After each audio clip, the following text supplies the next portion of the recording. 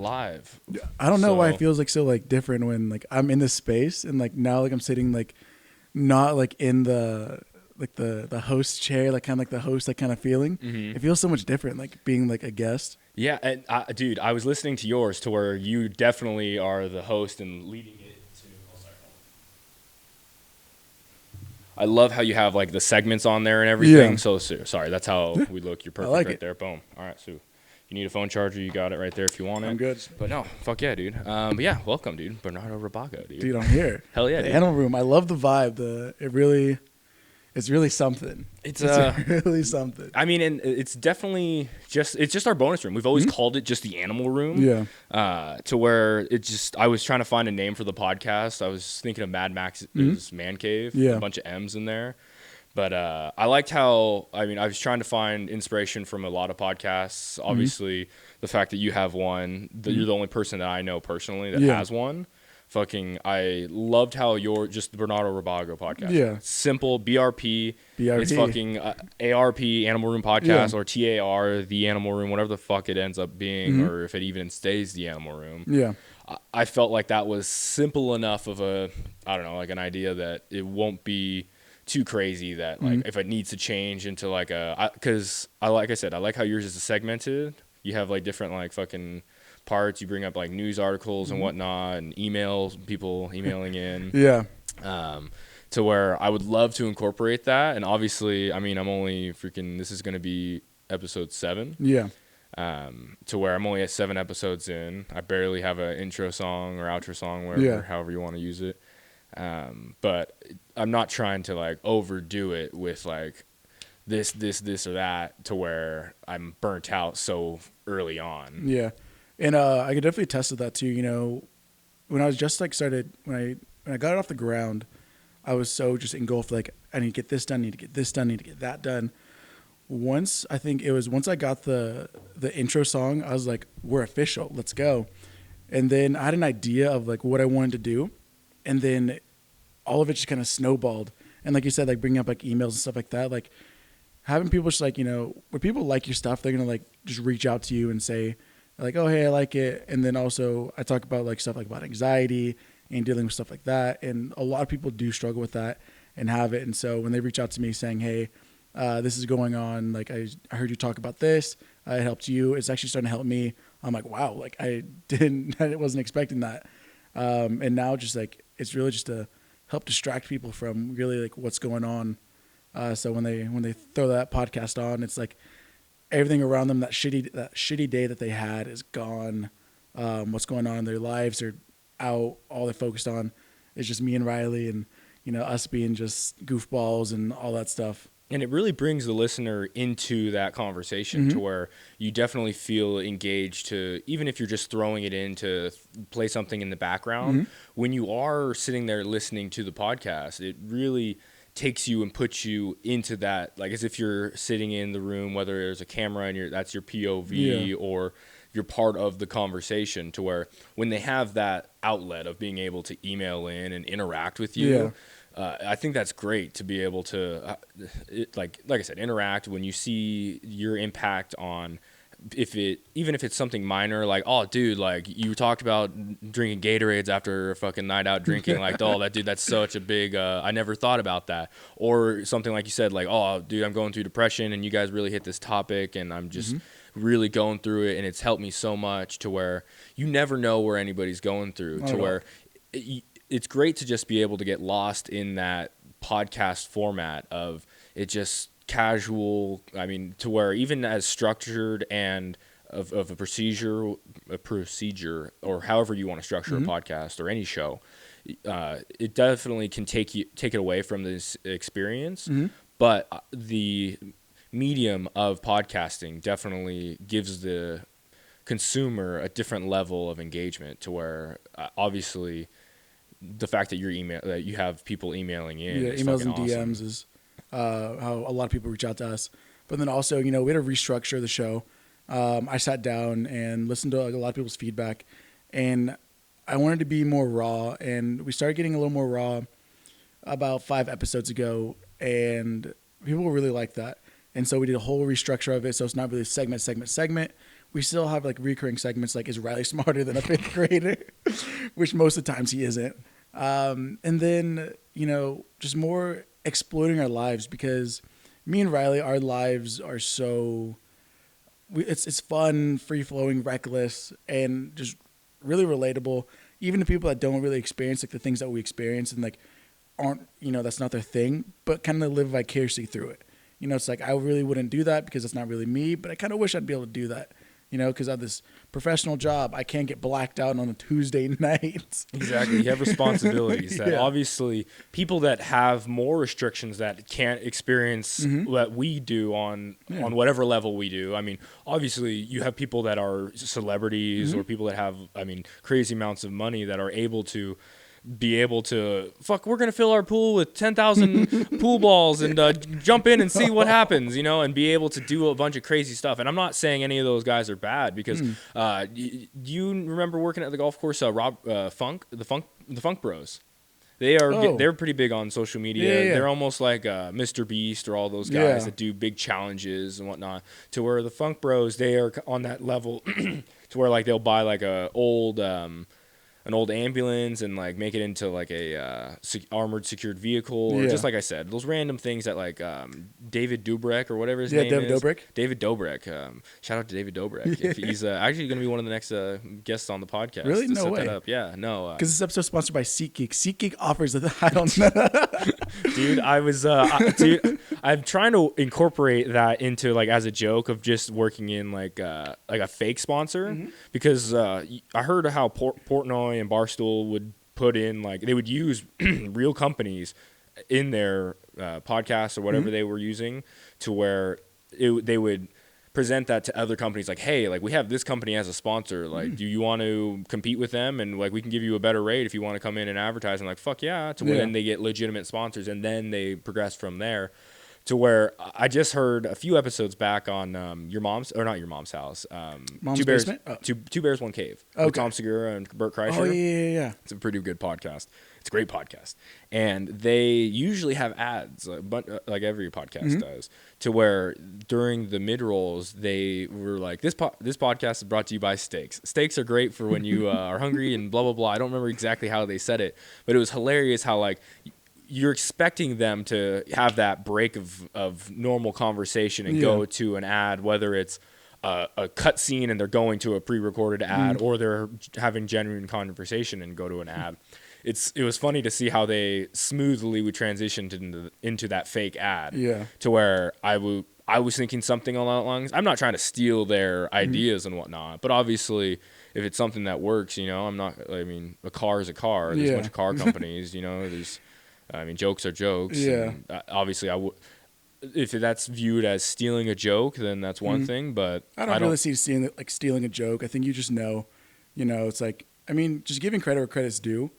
Not really coining it as your own thing. Like if you're like, yeah, I took that was my joke. I created it. They stole it from me. You're like, oh no, yeah, I heard it on theirs, and I put my own twist on it. Not taking it just verbatim, but kind of putting your own twist on it to kind of just hit your demographic, kind of just hit your groove, be a good thing. But no, you were talking about Bear Creek, and the first thing that came into my head, I have some stories from back in the day. Bear Creek boys. So, for plausible deniability, this is all hearsay that we're about to hear right now. Hearsay. You are not credible sources here. So not at all. So, hold on. Allegedly. There we go. Allegedly. I have to preface that allegedly. There was somebody who back in the day the reason why there's the metal thing over the snack shack, that used to not be there. The security, like, drop down, like, shade. Like, usually it would just be like closing time. Yeah, it would just be like a glass window and like a blind that would go down to so you can't see in all the product. Yeah. But yeah, it's like a metal armored roll down, bring down the freaking trenches or the drawbridge. Back in like 2012, 2013, that used to be there. Mm-hmm.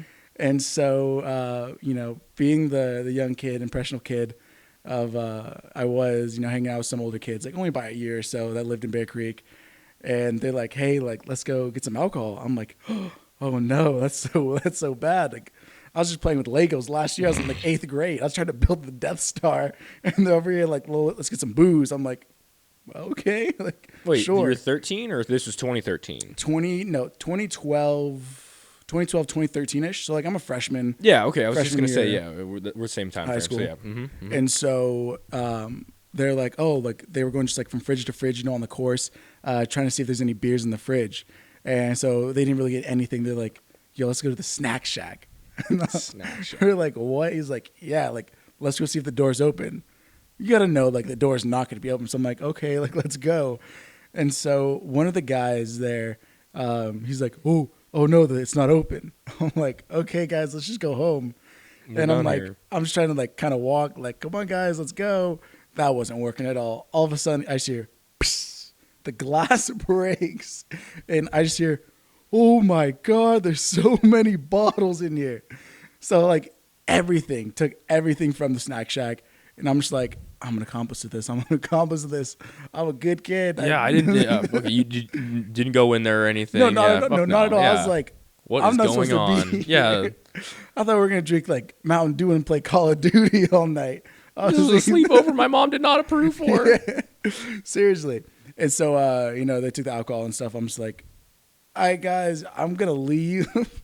And so I bounced, and I shared like the rest of the story from there. Like she went on there, she got drunk, and that was it. Yeah. And I was like, wow, there's some reckless stuff that happened there. Like also, do you remember when I think it was Hole 3 had to be like renovated, had to be like, it was closed for like half the year because somebody drove the car on it and did like donuts. Was it Hole 3 or I is think it like 14. something like that? It One was of those like, holes, yeah. A DUI, a guy came in with DUI or whatever. Or this is like, yeah, you might have a different story because I have mine was more recent, probably more in the recent past, when like, you like, had. It was like around that same time, like our high school time. No, yeah, a different guy. Tell me what happened. Yeah. What do you remember? So allegedly, somebody in their Volkswagen GTI had gone on to the hole and was like, "I'm gonna do donuts," and was just doing donuts on the green and on the fairway, just ripping it. And it was closed for like a few months after that. Wow, that's probably because I started working there end of 2013. Wait, did you or Shad start there first? I started there first. Okay. Out of all of our friend group, Antonio started there 1st. Then nobody really got a job there through Antonio. I started working there through another friend, and then I had gotten Brett. I forget how Shad had gotten a job there. Whether he was through Antonio, he might have been through Antonio. Probably. To where, yeah, I couldn't see how other because from it Shad there was Riley. Yep. And then Riley you. Yeah. And from you guys, was that really the end of our I think lineage? so. Because me and Brett were just talking because Brett is he's the last Mohican. He is the last guy from essentially that lineage of guys that I'd say OG, or at least from our time frame of like our connections of getting people in, to where obviously we've had some bad guys roll through there, you know, but I feel that on our line of guys, like starting from Antonio all the way down, if you are the last guy, maybe Garrett, Brett's brother, if we count him on there, I would say he's on there, but he probably wasn't behind you. If I think he was behind me. God, who else? There had to have been somebody else there.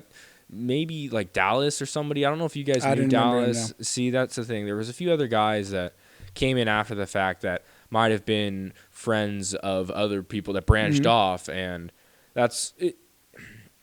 It's definitely not the same as it was. I obviously am still there, but in a whole different aspect and realm of things to where I still see how things go on. But like I said, Brett's the last of the Mohicans. There's a few. Shad, I believe this Sunday is his last day. Really? Yeah. So this podcast will probably be airing a day or two after his last day.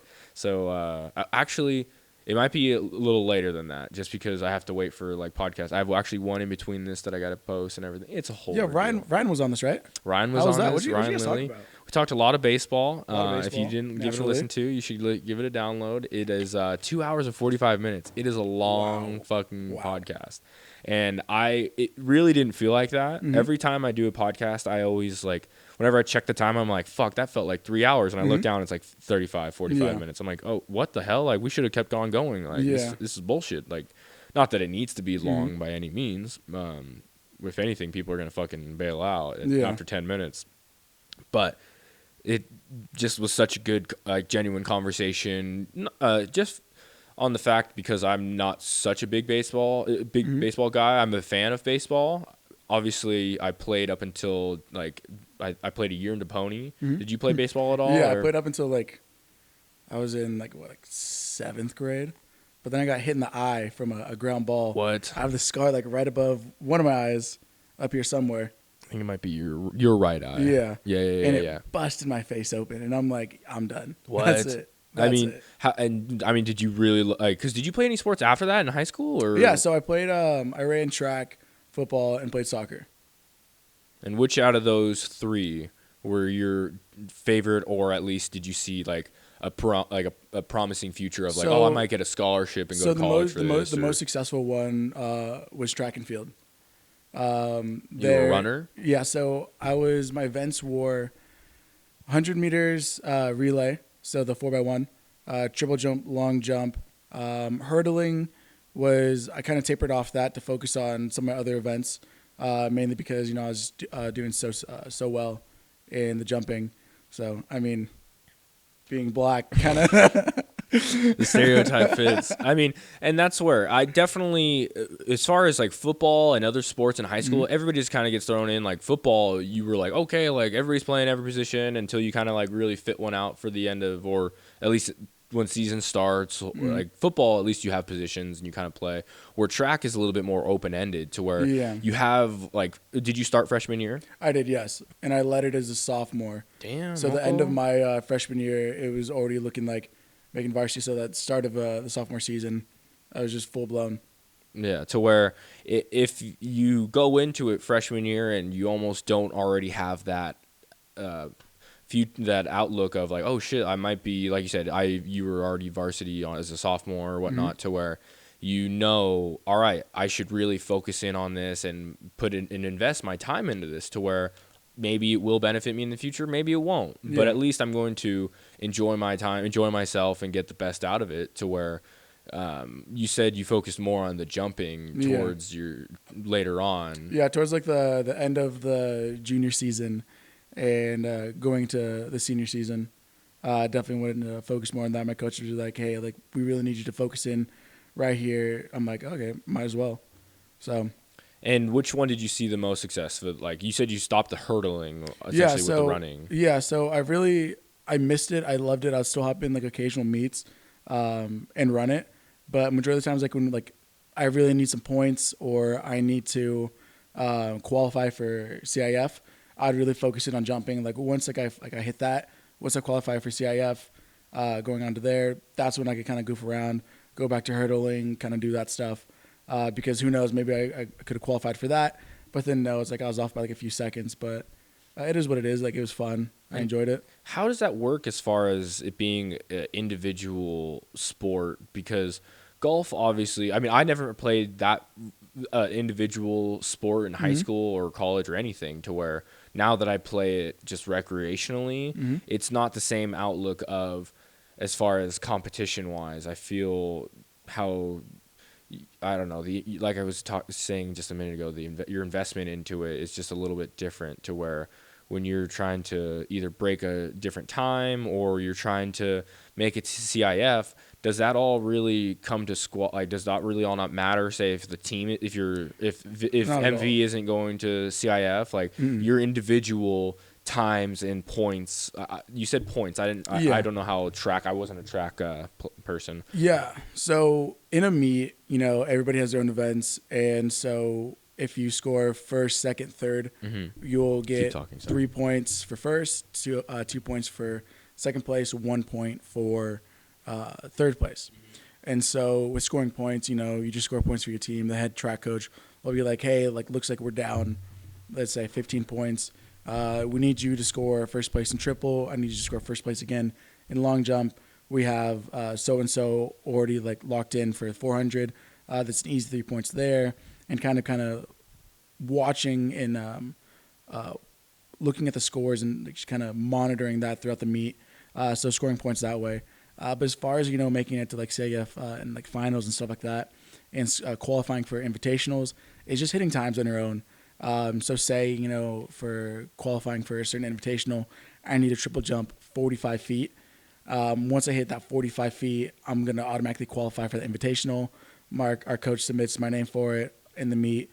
It's just me representing the school, and then same with other events. So say I'm the only one from NV going to CAF finals, then that's just me.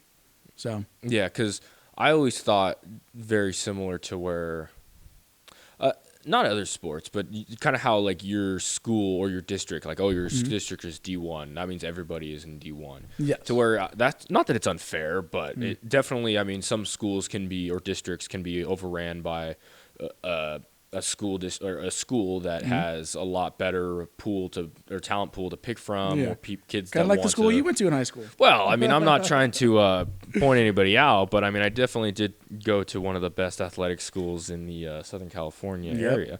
But that's no here nor there, and I'd never heard, or definitely if I did hear of any, not racketeering. What's the word I'm looking for? When they like draft Bribery. players, bribery, or when they're drafting players, when they like pay for them to come. Maybe? They pay for them to come be in their school district, whether that means like they're paying for them to live there, like say, hey, we're gonna have you guys stay in an apartment, which obviously for a high school athlete that seems fucking ridiculous. Absolutely. But I think for a high school athlete, I think the bigger issue or headache that the school would take on would be the paperwork in the back end of making that transfer happen, because a lot of times people like want to make a transfer just because of their friend goes to a different school than they do, to where that's why they want to go to a different school, or say that other school has a better academic program. And but if everybody's trying to apply to that school, then nobody's going to be going to one school versus the other,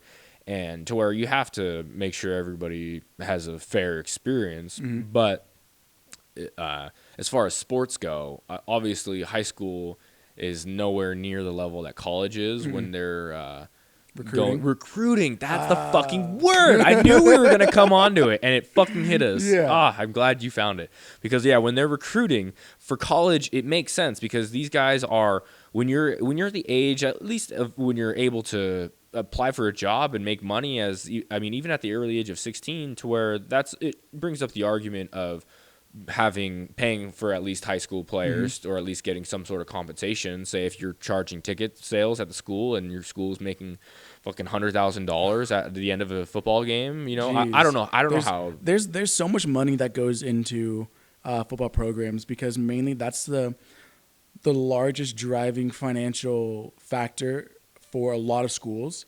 especially high schools, especially in schools that are good, like the school you went to, Vista Marietta. Shout out Vista. The amount of people attending those games, how much were tickets? Like $15 for general admission. I think so, because obviously the students would get in for free, but there would be a numerous amount of parents, and obviously the visiting school, to where if you're playing somebody in your district, it's not out of the realm of possibility of going to a fucking away game, because it's just the fucking across town. It's 2 freeway exits down the road. And then not only the concession, the money you're making from concession and stuff like that. So I mean, you bring a kid that is gonna, bring a lot of talent to your team, that is most likely gonna go D1, Pac-12, or SEC. Paying for that, that apartment for a year. That's like what, $22,000 for $2,000 a month for an entire year. That's nothing to a program. That's really nothing, especially in California. Like you're making that probably in one night. Actually, I don't know, maybe 2 nights. Yeah, I mean, when you break it down like that, it definitely makes sense, to where it brings in that argument. If athletes are that big of a part of any business or program, whether it's a school or a professional sport, it makes sense on why professional athletes have different size contracts. If say the Lakers had fucking everybody on their team had the exact same contract, it would be pretty hard to kind of structure a team or get people to all kind of buy into that mentality of everybody's making the same, when you clearly know I score more, or I'm a bigger benefit to this team, to where as far as a school goes, you're there to benefit yourself and develop yourself, and obviously if the school is benefiting off of your just being there, then I feel that takes away from your experience, because obviously they might have you do more like, oh, we want you to come on the school news. We want you to come out and we're going to be homecoming king. You got a bunch of shit that you probably don't even want to do when as a high school student or even college. You want to be able to just enjoy yourself or fucking learn. You're trying to figure out what the fuck is going on in life. You've just figured out what your dick was 3 weeks ago, and now you're trying to fucking figure out how to be a professional athlete or carry yourself in that light to where everything's going to be under a microscope now. You know, once you're athletes are, it's tough to be one. You know, I applaud the ones that are so professional about it and are always just in the, you know, under the microscope, because everything, they can't do anything without anybody knowing. You know, they can't go to dinner with their wife or their girlfriend or even a date without anybody knowing, like, oh, who's that? Who's that? You have TMZ outside the door. Yeah, you got TMZ when you open your car door walking there. You know, asking like, oh, who's that? Who's that? Who's that? Like, oh, you know, just relax. I just want to be a normal person. Yeah, and it's definitely hard for any celebrity, even as calm and normal that as they can act and be, when they get to a certain level, it's so hard for them to bring back to that normalcy. Obviously, if they go down a road of, like, say, drugs and alcohol, to where where money and fame can bring you in life, to where you never know how these guys definitely you can see how they go down and end up. I mean, there's the 28 club or 25 club where people die, or the celebrities die at the age of 28. A lot of musicians. But before we get to that, I want to talk about how, you know, athletes and not being able to use marijuana. It's so unfortunate. Unfortunately, you know, I stopped smoking weed like a little while ago because I just can't do it. If I smoke, I'm just gonna go to bed. Dr. Sleepy Eyes comes out. Dr. Sleepy Eyes, dude. The doctor is in the house. I'm just gonna go to sleep like within like 5 minutes. I'm gonna get hungry. I'm sit there just just kind of quiet, look around, be in my head. It's time to go to bed. And so I'm just like, it's just not really for me like anymore. Like, you know, I tried it plenty of times before, but then I know so many athletes. I know several professional athletes, collegiate athletes that use it for pain management, focusing, you know, in classes. There's so many other like benefits to it, and just everybody wants to just, you know, make it seem worse than what it actually is. And that's why definitely you see the change and progression, obviously, in the medical field, and state by state are going and changing their state laws. Obviously, it's still it's not viewed in the eyes of federal law. It's legal. But in the sense as far as state laws and, like you said, professional sports, I think baseball just within the last, I think June 1st, or maybe even May. I don't know when they did, but they took marijuana off of the drug testing list. Really? To where they could have it in their system. Wow, I did not know that. Yeah, to where obviously it's beneficial in the sense of the medical field has found a lot through studies that it benefits so many people in not just depression and anxiety and things on the mental side of things, but on the physical side, to where when in the right combination between CBD and THC, and everybody's prescription and dosage for any kind of drug varies based on their biological breakdown. Yeah. To where, like you said, you get Dr. Sleepy Eyes, where I get energized and end up wanting to go on a hike, or I enjoy doing it right before the gym, or end up trying to do something that I'm trying to, like, say, focus in on. And that's why everybody experiences it in such a different way to really pinpoint it down in, like, it's black and white, like this is good and this is bad. It's hard to be able to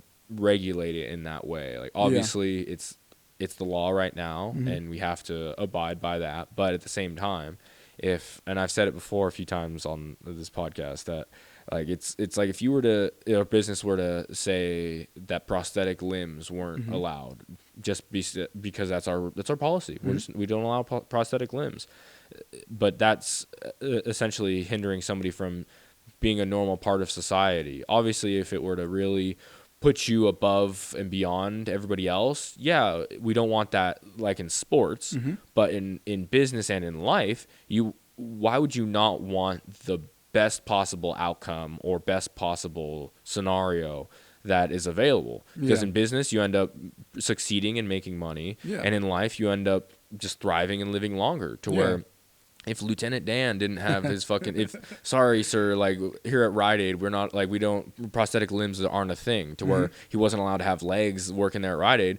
It limits him to what he could do there at the job or even have the job to where people don't even get jobs to where I don't know personally any people that come from like military backgrounds that like come back, but like just like Lieutenant Dan, like if that was the situation, next thing you know, like they're limited to what they can do because of what the world around them is allowing, which is pretty crazy because if they don't allow him to have legs. This so much.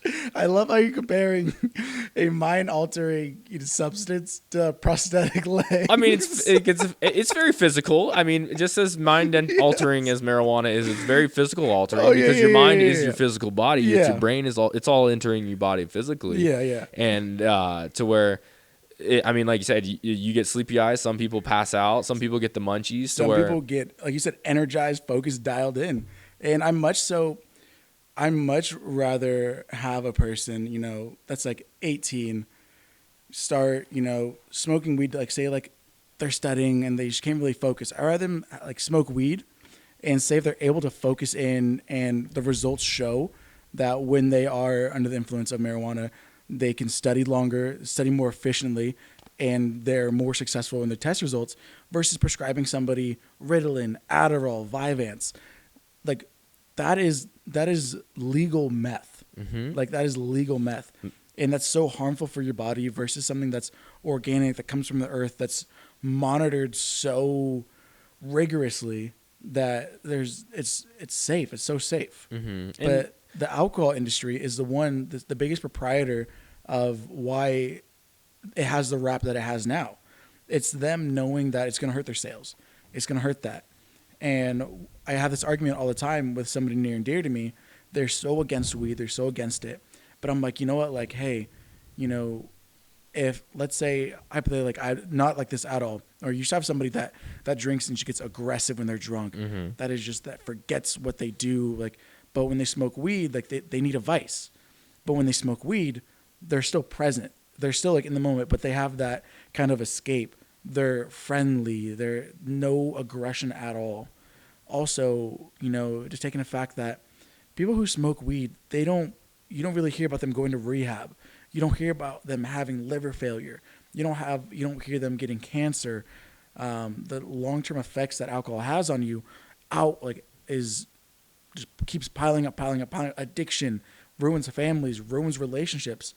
You hear somebody who smokes weed, oh, that guy just smokes weed, kind of kicks it and like eats Pop-Tarts. Like, if anything, he's a menace to himself because he doesn't know how to control his munchies. Not fucking that he can't control his driving and he's out there drinking and driving and killing people. Like that happens so often. Yeah, and obviously, if with this technology boom of artificial intelligence of being able to like process the possible outcomes in life, to where if we were to run the tests rather than physically doing tests, because I feel that's where if the physical tests haven't been done, say in the 30 years or 40 years that marijuana has been part of our society, let alone that it's been part of the earth, it's always been around, that the tests say aren't there and aren't conclusive enough.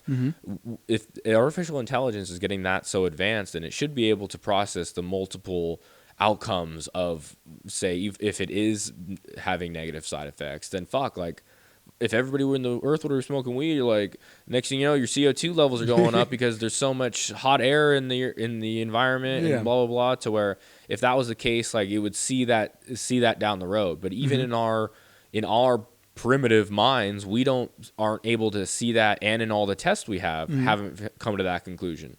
To where if that becomes a part of it, I feel that artificial intelligence is going to show so many negatives of alcohol, of prescriptions, of so many other narcotics that it's going to be, when it does become part of our like regulations of this is allowed and this isn't, and like say like how heavily enforced it is, then it might be come to a point that alcohol is illegal and marijuana is legal. It's just on the sense of how far like and how fast we've been able to process like and change our minds, and hopefully as a society, like we are already like, I mean, 100 years ago, we just technology alone is progressing. In cell phones, you see it, in cars, you see it now in the Teslas and whatnot. In the past, let's say 10 years, the past 10 years when we were freshmen in high school is when the first iPhone came out. We were freshmen in high school at 2010. Now look where we are at 2020. Look at how far technology has advanced just within the 10 years. Now the next 5 years is going to be even crazier. But, you know, our generation is going to play such a pivotal role in changing, you know, marijuana laws, changing a lot of things, because we are so open-minded, you know, our generation is so open-minded and accepting of so many different things. And, you know, the previous generations that have been the one passing laws, making laws, and all the legislation, as they cycle out and we start coming in, it's going to be so much different. The world in the next 15 years is going to be so different. And I'm excited and a little bit scared of it.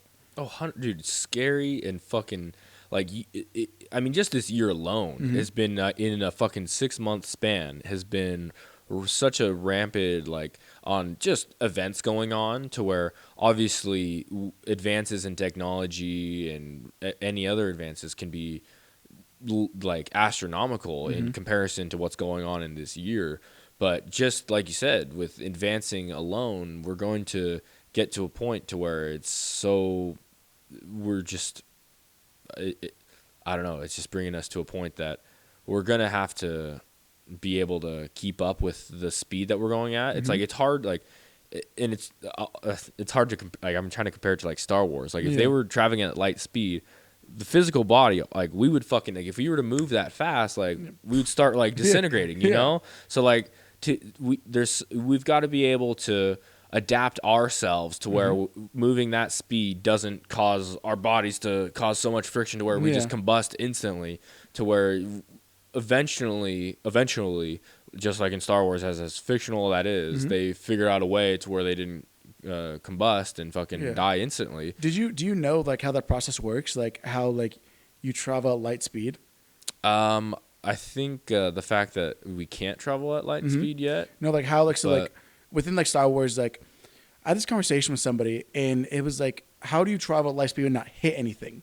So one of the biggest things in Star Wars, do you remember when it was, I forgot which one it was one of the newer ones.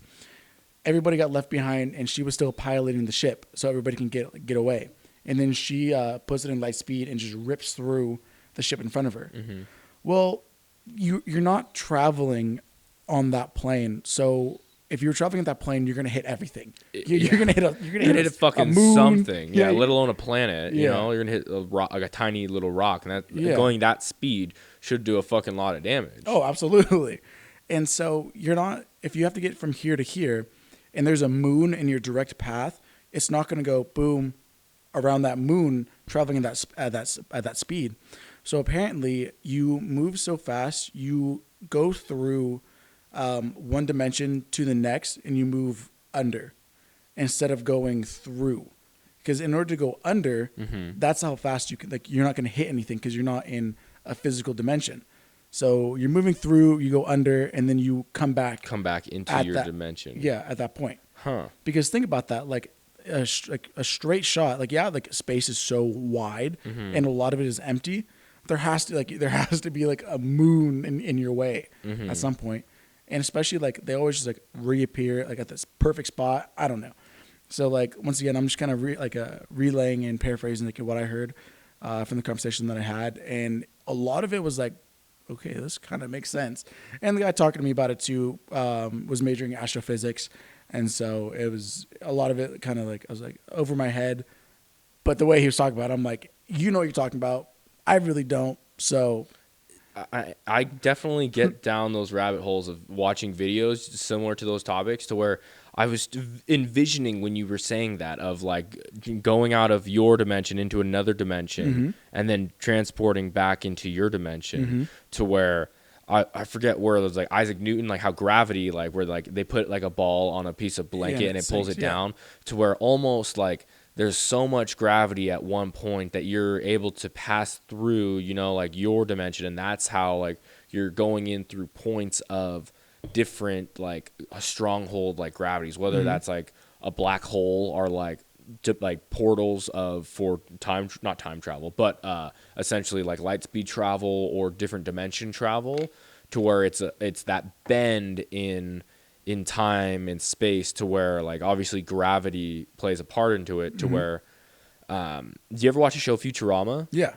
Dude, they're and that's how they kind of theorize like how they travel at light speed and how their ship travels. Yeah. Is the fuel is Nibbler. Yeah. It's His poop. concentrated dark matter. Yeah, he shits it out. That's a common thread through a lot of science fiction, is concentrated dark matter. I think that's even in Rick and Morty. Concentrated dark matter, to where it's a common thread through science fiction, and it's a common thought of that, like that dark matter is brings you almost to a point, whether it's to the black hole or some point of like that concentrated, like it has so dense and it's such gravity centric that you're able to harness its gravity and power to bend space and time and travel at such a speed, like light speed, that you're able to teleport at a different point, that you're almost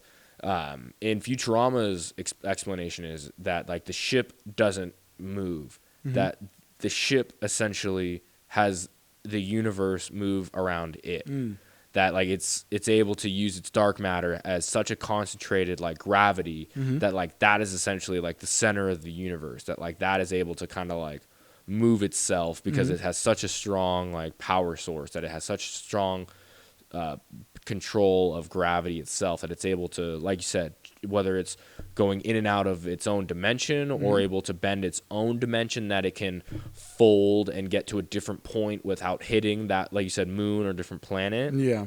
To where how you get that concentration to one point without without starting a black hole, or I mean, I'm not an astrophysicist, or even if we were to have one in here, have them to try to explain it in such a way that even that I don't even think that people know where we are at that point, because people aren't traveling at light speed. I would definitely need a little bit more of that tequila if I had that guy in. I'd be like, oh my god. So you're telling me all that stuff. Let me pour some more. It'd be definitely a lot, but I love space. I'm super fascinated by space. I remember back when I went to school in Santa Barbara, I had taken one of my fraternity brothers was telling me like, hey, you know, take astronomy, blah, blah, blah, blah. I'm like, okay, for sure. And he's like, it's super easy credit. I'm like, okay, for sure. I'm down to learn about the moon and stars. When I got there, I should have known right away that was not the class for me, because I walked in there. I was, I think, one of 4 non-Chinese people. It was all Chinese kids and like me and like 3 other people. I'm the only black guy. There's like 2 like white girls and another, I kind of forgot what she was, but she wasn't Chinese. And so I'm like, okay, you know, it is what it is. Maybe they like moon and stars too. So the first, couple weeks, I'm like, okay, we're learning about like moons, sure, space, cool. You know, I remember it was 3rd or 4th weekend. Actually, no. It was the 2nd to 3rd week. Astrophysics, advanced physics start coming in. I'm like, whoa. What the hell is I'm a political science major, and the highest math I needed to take was stats. So I'm like, okay, for sure. Like, I'm trying to like keep up. I'm like, I'm not keeping up, but I'm like, I remember talking to my parents. I'm like, hey guys, like this class is so hard. Like I don't know. And my dad's like, well, you signed up for it. Like you're not going to quit. Tough it through. I'm like, okay, yeah. I'm not a quitter. I'm going to do this. And so once like it was like the middle of the quarter, I'm like, I am failing this class miserably. Like I am up like trying to like figure it out. And I remember I went to my buddy. I was like, "What the fuck, dude? Like, this is advanced physics." He's like, "Well, yeah, dude, it's astronomy. Like, Bro, what you did signed you up think?" for it. Yeah. He's like, "What do you think?" I'm like, "Bro," he's like, "It's easy." Well, I'm like, "You're a math major, so you did this stuff in high school. Like, so it's not easy for me."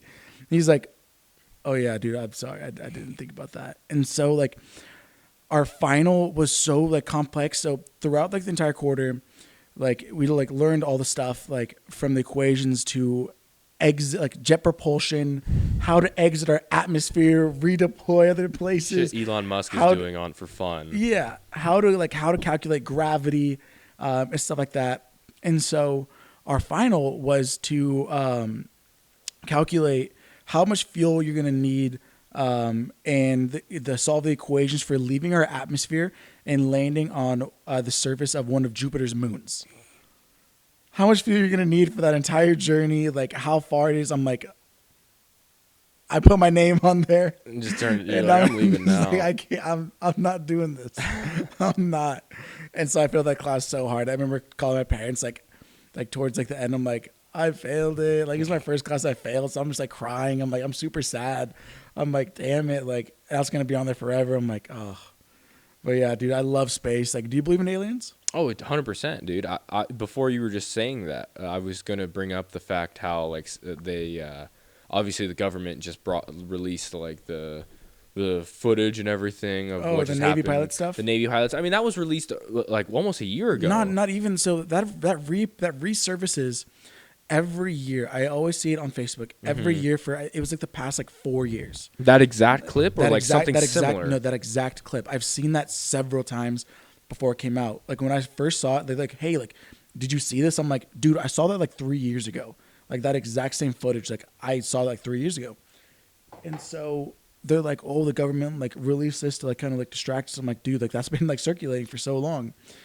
And you know, so many other like stories about pilots like seeing other things surface all the time, but you know, physically seeing that one, you know, for sure helped you know, people who believe in aliens help their case.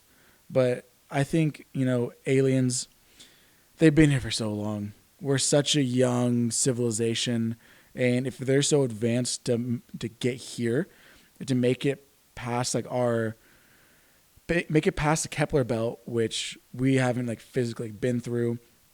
Our probes have only entered it. Voyager 1 and 2 have only entered the Kepler belt, and I think are past it. But that's the asteroid field beyond Mars. No, Or- beyond Neptune.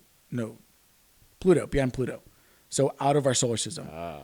So we have a asteroid belt at the end of at Pluto that goes into just kind of space.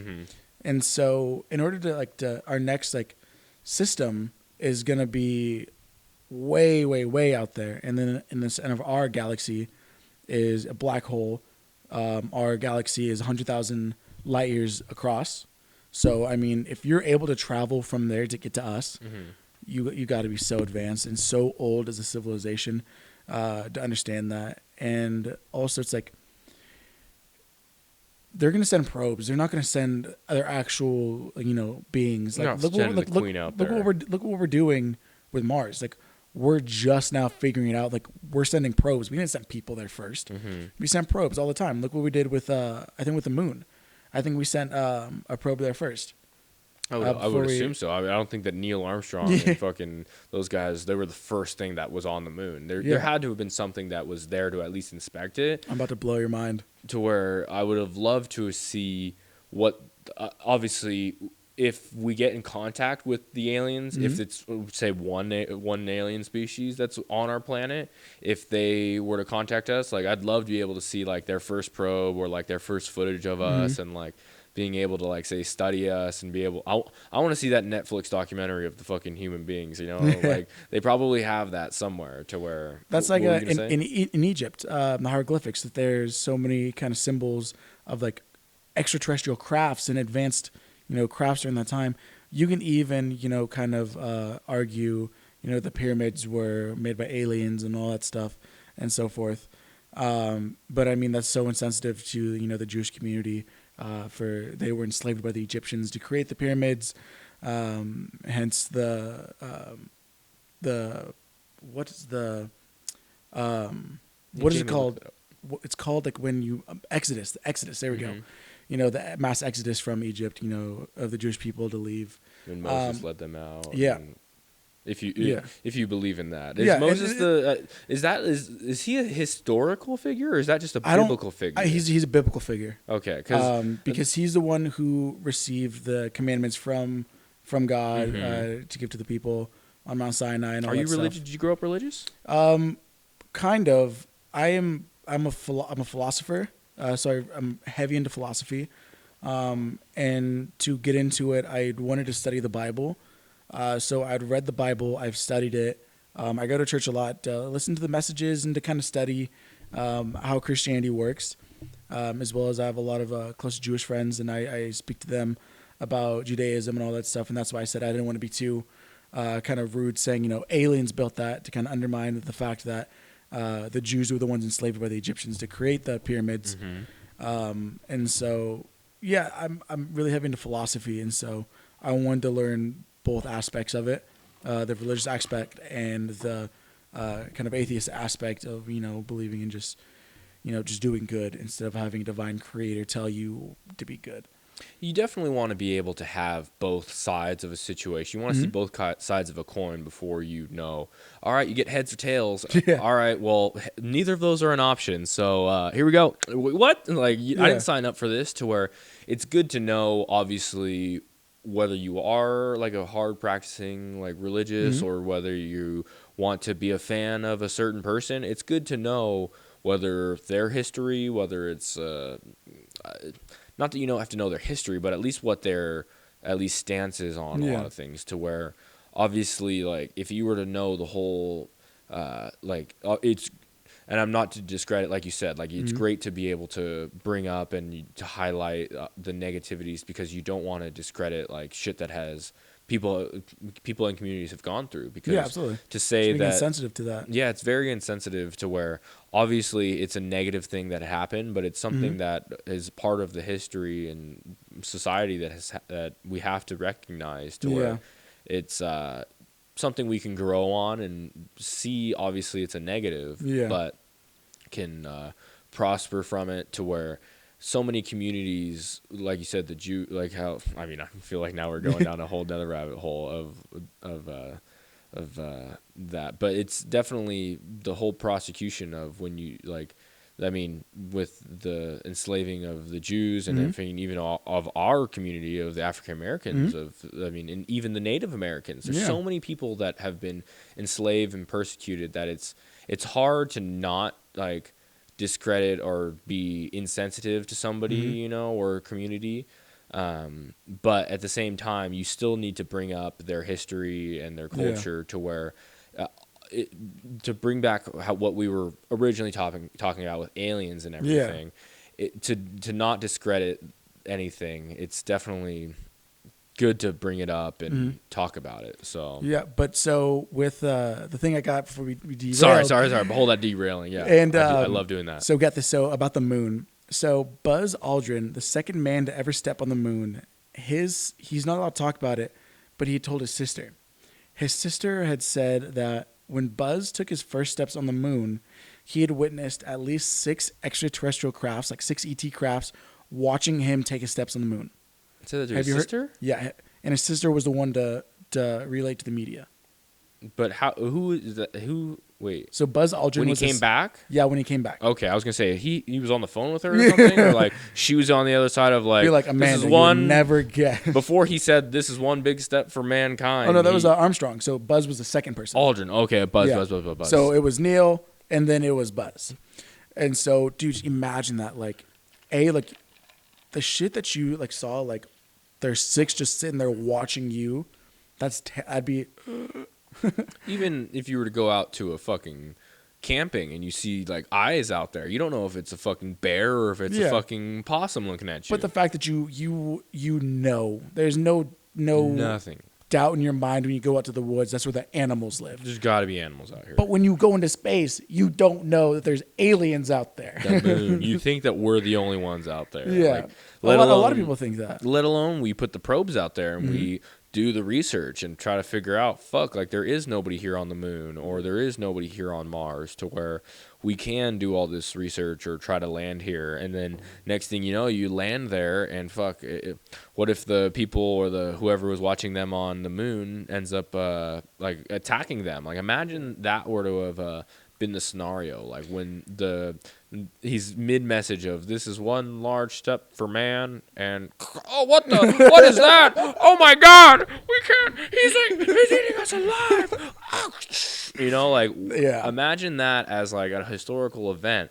It's almost something that would want to be, not that you'd want to cover it up if you had the opportunity, but to hide that is almost like similar to like a baby. Like, you don't want to, like, if you were to, they hurt themselves and you go they're gonna end up crying, or they're gonna realize that, oh shit, like something bad just happened, so I should react in a bad way. So I understand if something is hidden and protected from the human and just everybody, if it's hidden from our knowledge that there are aliens out there. I appreciate that you don't want us to all get to jump to conclusions. It would cause just a mass hysteria if the world governments had come out and say, yes, aliens are real. This is everything that we know about them since we started recording it. This is it.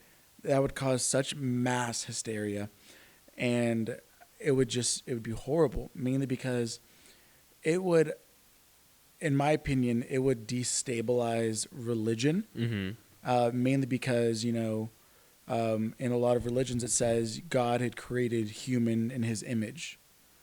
And so it says nothing in the Bible that there's anything else out there. So you question, like, wait a second. And if we actually do come in contact with aliens, and they start, being a part of us, saying like, hey, like, is there a God where you're from? They're like, no, there's no God. We had figured out that this is where you go and there's just nothing. You're reincarnated or, whatever. That's just going to destabilize everything. And also, one of the things that Reagan had said, he said... Our President Ronald Reagan? Yeah. Okay, I thought you knew a friend named Reagan. No. I don't know. I just got to check my sources. It's like, oh, yeah, I know Reagan. Yeah, he's a cool guy. Yeah, I'm paraphrasing this. But he said, I wish that there was a alien attack to unify the world. I wish we can all come together and fight against a united enemy.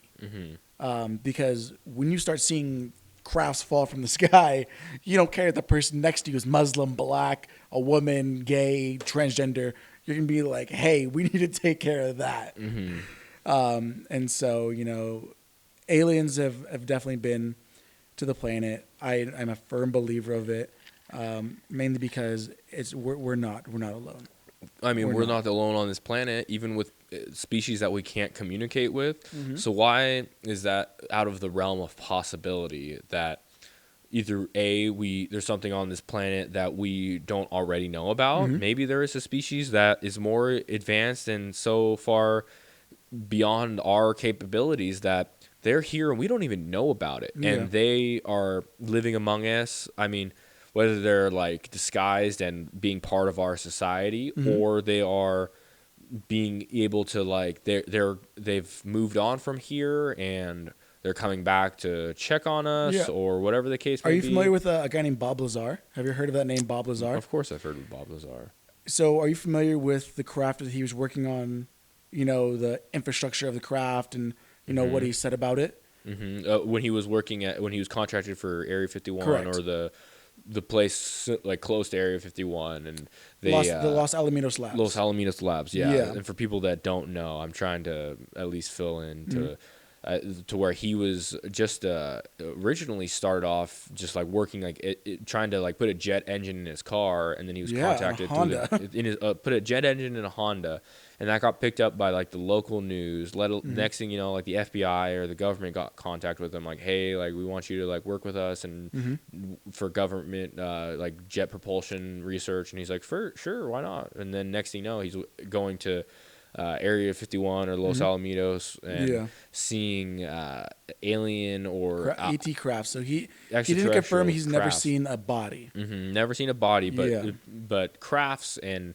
the technology that is so far advanced, or at least out of the realm of plausible explanation that we can comprehend. That is something that him and a number of other people were researching over a number of years, that obviously to a point ended, but resurfaced over a few years ago and in recent light when he was on Rogan's podcast and a few other social and just all over the news. I didn't hear him on he has an interview with Rogan.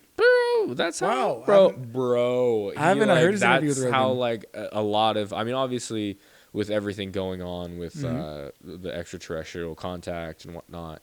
But yeah, he was on Rogan, and it was a kind of a big deal because he, I don't think, had done any other big formal interviews before that, to where they had tried to get him out and trying to, because I think they were writing the book or doing the movie or whatever they were doing.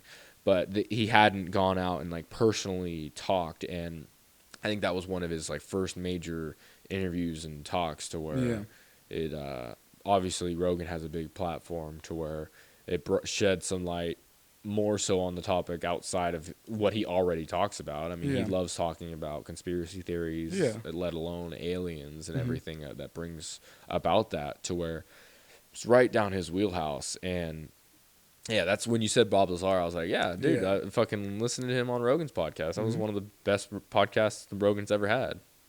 And some stuff that, so there's another guy, Dr. Greer. I forgot his first name.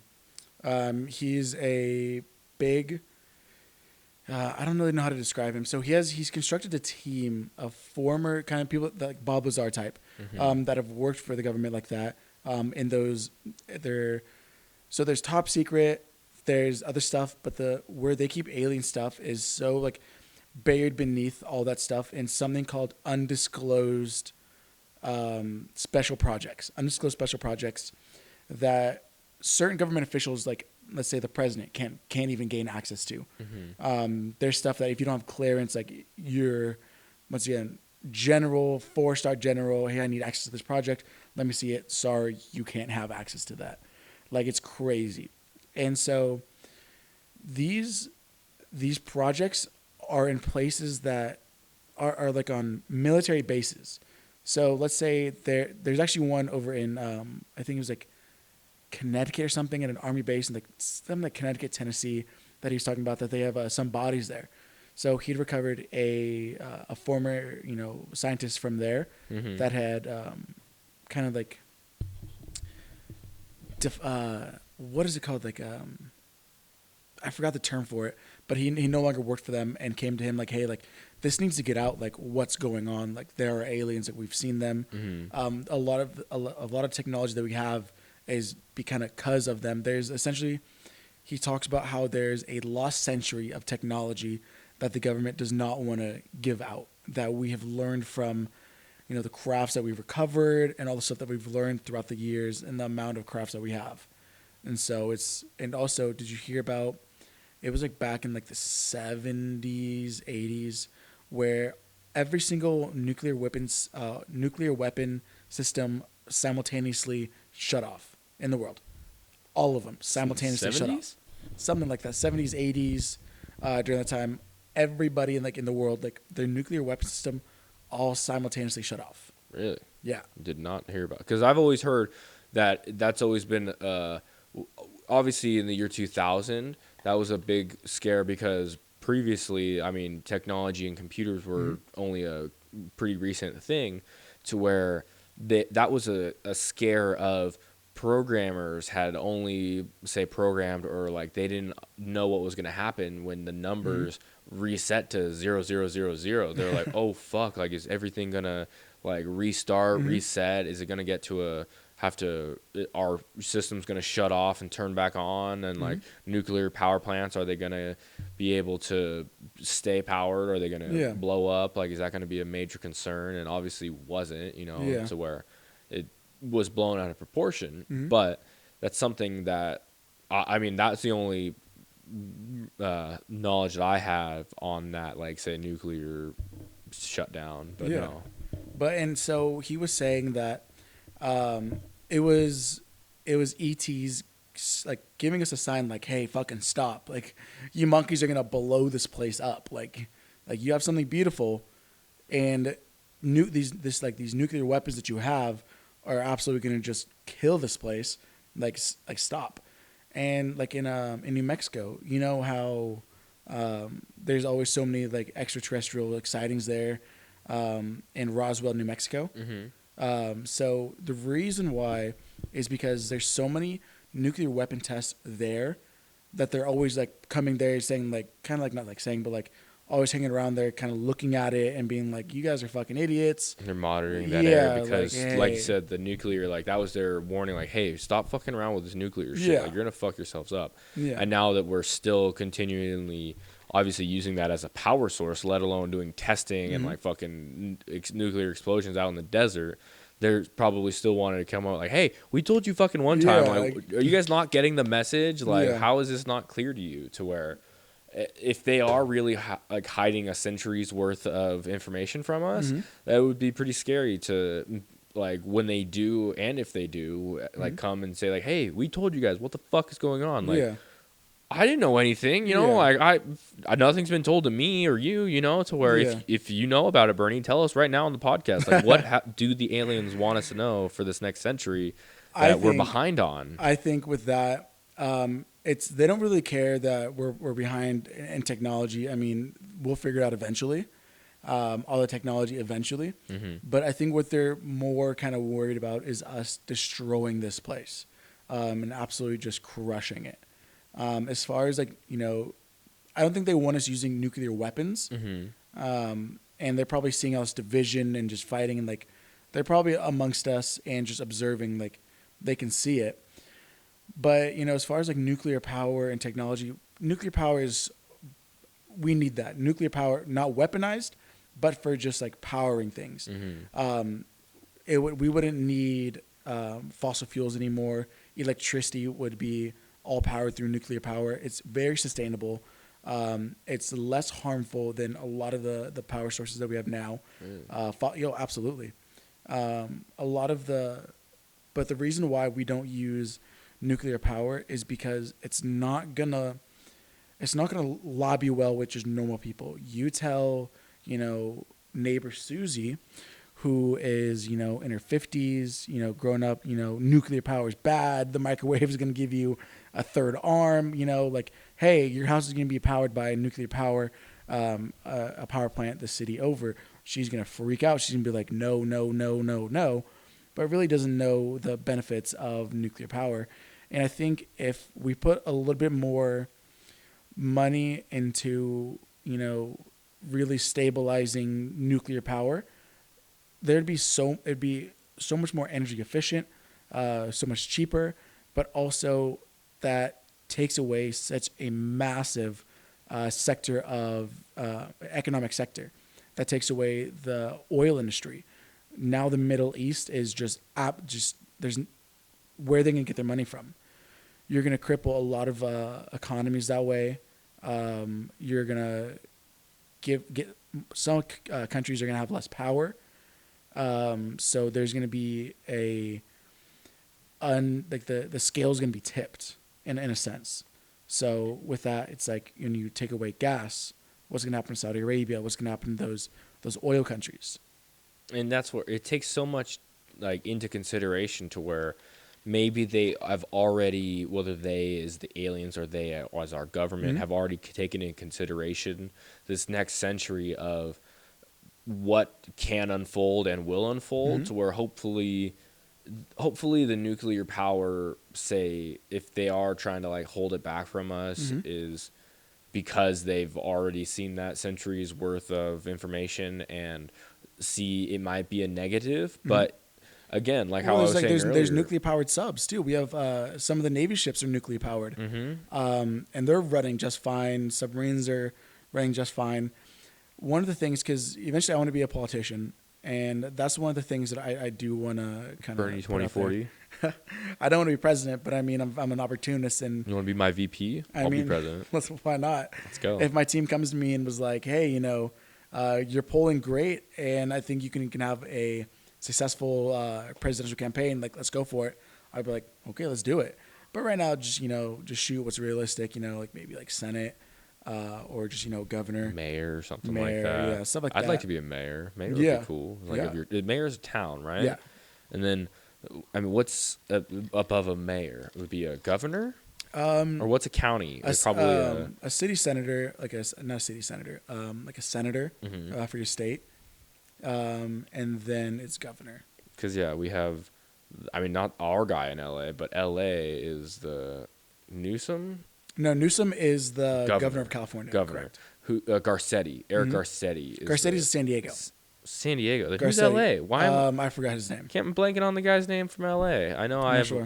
there's a few buddies. I know one in particular that's gonna be pissed that I don't know this. Yeah. And obviously, I mean, I don't talk like politics with him, but he posts a lot about it to where I'm like, Yeah. fuck, like I should know this, and let alone the fact that I live in California, I should know some bit of my politics and whatnot. But it's hard to keep up with. I mean, just random shit like that Yeah. when you're trying to focus in on your own responsibilities, whether it be at work or even just like this at a podcast. Not that this is super a high level part of my life that I should really be putting a lot of focus in, because aliens could come in fucking today and really end it. And I doubt they would want to do that, because like they would have they've had the chance. Like they just know, like, why do we end this? Like it's like a grown adult taking a gun to a newborn's head. Like there's no I thought my analogies were crazy. like think about that. Like they are able to travel light years away and get their physical like bodies here. You really like come on, like that's literally like like that analogy I just said. Like if they wanted to, they could do a lot worse. To Yeah. where this is nothing on the realm of like transportation. Fucking, we were on trains within the last 200 years. We're still traveling on trains. They fucking like, bro, we took that off the planet or out of the solar system millions of years ago. To where it's a blip in our spectrum. To where obviously everything that's we going. forgot about those. Like Yeah, what do you even teach that in schools? Like what? I mean, we forget about stuff that we use. I mean, even songs 10, 15 years ago were like, fuck, I don't even never heard of that person. Yeah. It's like, they're recent news, they're still current events. And I was thinking about how, like, our information gets communicated so rapidly on our planet. Obviously, like, it gets projected out into the universe as well, to where when this gets presented, like I can post this and it could be up, say, today if I really wanted to. I mean, it's probably not going to be all edited and everything, but it could be up and out there. Yeah. Somebody could listen to it here on Earth. But when it gets to that like ethos of out in the solar system, how fast like does it take for it to really like get to that different level, and like say the aliens are like or like monitoring us, whether they're on our planet or not. Like if they're on our planet, it makes sense that they can monitor us instantaneously. But like if they've been able to find a way to get that same speed of communication, that is such a big advancement of just because I think the Mars rover, the guy that's on Mars, not the guy, but the robot or thing that's on Mars, it doesn't relay it in real time. It takes, I want to say it's like 10 to 15 minute delay on it. So get this. So the best way to put in perspective in how space works, if I was at the center of our galaxy and I was like, hey, Max, how you doing? It's going to take 500,000 years to get to you. That's just audio. Yeah. Even audio. No, even light. But then how does light use? Or how do you travel like? Yeah, so it's going to take 500,000 years to reach you. That just hello is going to take that long to get to you, and that kind of same way for pictures, same way for audio, same way for all that stuff, like the communication between the two. The reason why we still can't communicate with like actually we'll still get like beeps, so we can no longer communicate or see anything from the Voyager probes. So one beep, it takes like a few years to get back to us. So we'll get a beep saying like the Voyager probe out there every few years. So that's how we know it's still going and still kicking. And that's where I've always wondered on how it relays and how fast of a time it transmits information between each other, because if it is like a long enough process, fuck, you send out a message and you don't hear back from it for another day or two. Like, Yeah. I mean, I get upset when my friends don't answer a FaceTime, let alone if I fucking don't get a text back, or it takes a day or two to get back a message from Mars. Yeah. So I could only imagine if they are. I just pulled up Voyager 1. Mm-hmm. Voyager 1 launched September 5th, 1977. It's still kicking right now. It's been 42 years, 9 months, 27 days, 11 hours, 31 minutes, and... Actually, hold on. Wait. 32 minutes and 1 second. Its distance is 13 million miles, 13,848 miles away from Earth. So I don't know in light years how far that is. But it's currently traveling at 38,000 miles an hour. Jesus. Jeez. That's a speeding ticket in some states. Jeez, yeah. So it's far as fuck right now. Yeah, and that's where if they were to be, I mean, the fact that we can communicate with that's traveling farther away from us at that speed and that far away currently, if not getting farther away every second, then it's pretty advanced of our society, let alone if there is some other species or life form out there that is farther more along the line than we are. It's crazy to even put that into perspective. It's whole... I mean, you're talking about stoner rabbit holes. Yeah. That was one of your stoner thoughts or stoner tweets. I remember that was one of your last episodes. You guys brought that up. To where, I mean, that's really what this whole fucking podcast is fucking stoner thoughts and rabbit holes. And do you know what the Voyager probes were for? No. So the Voyager probes were to take pictures of all the planets. So back during that time, like when the images that we have of like the planets were from the Voyager probes. So like that was like cutting edge. Like that was like the first images of back in the 70s. Yeah, seeing Mars, seeing Venus, seeing Jupiter, seeing Saturn, seeing the now moon Pluto, seeing like the dwarf planet Pluto. All that was from the probes, from both of those, and they're just out there just kicking it. They're just moving. Still out there, grinding and like. I mean, just flying. I mean, and it's crazy that like some things like that, obviously, like you think might not be able to. I mean, we were talking at the very beginning of this podcast on how light speed like should be able traveling at any speed. Like some point, friction and everything will set you on fire. Or like how fast, like when you enter the atmosphere, it's like things like fucking combust and blow up and burn out. Well, you know, entering atmospheres is a lot different because. With gravity, like our gravitational field, it's gonna start like pulling you down and it's gonna start condensing. So that's like when things start breaking up in the atmosphere and stuff like that. But when you're just traveling in space, you know, moving at that there's no gravity. So what's there to grab you and start like pulling you and like start like squeezing and contracting when it's just space to move through? Yeah. Unless you're getting pulled to, obviously you think you're going a certain direction as much as you want to like propel yourself. You're just getting pulled into the sun. That's all you're doing is getting pulled into the sun. You're essentially getting pulled somewhere, whether it's a sun or a black hole or something.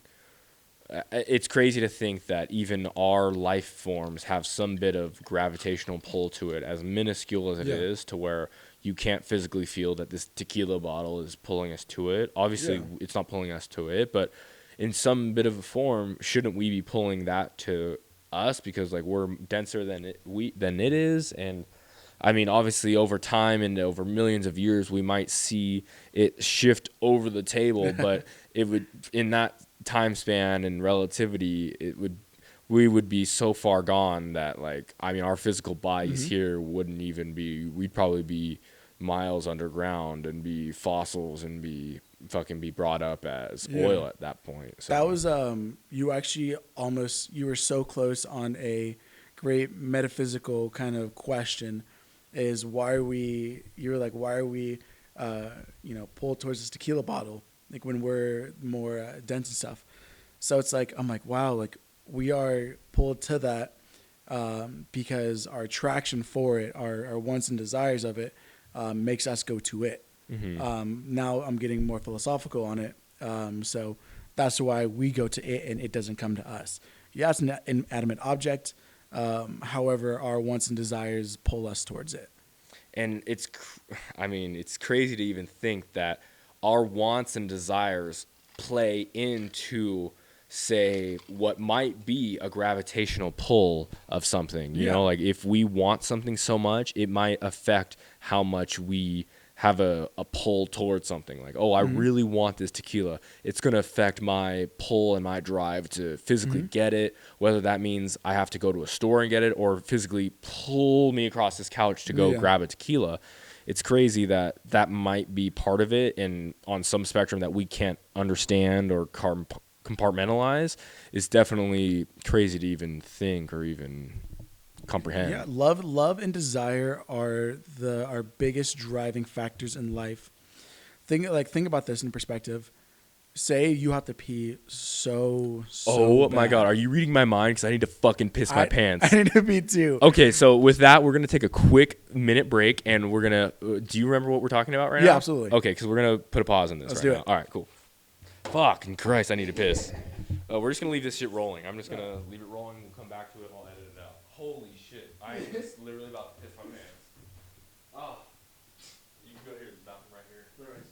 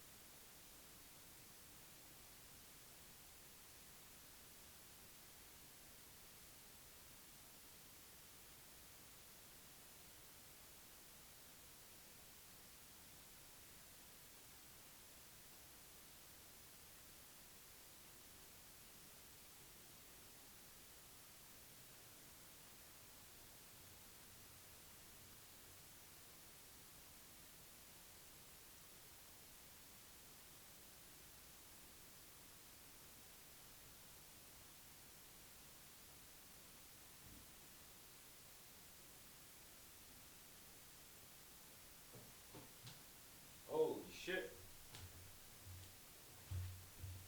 Oh my god. That gravitational pull to the bathroom really had us going. Oh, thank you. Didn't even realize I just didn't close the door. Wow.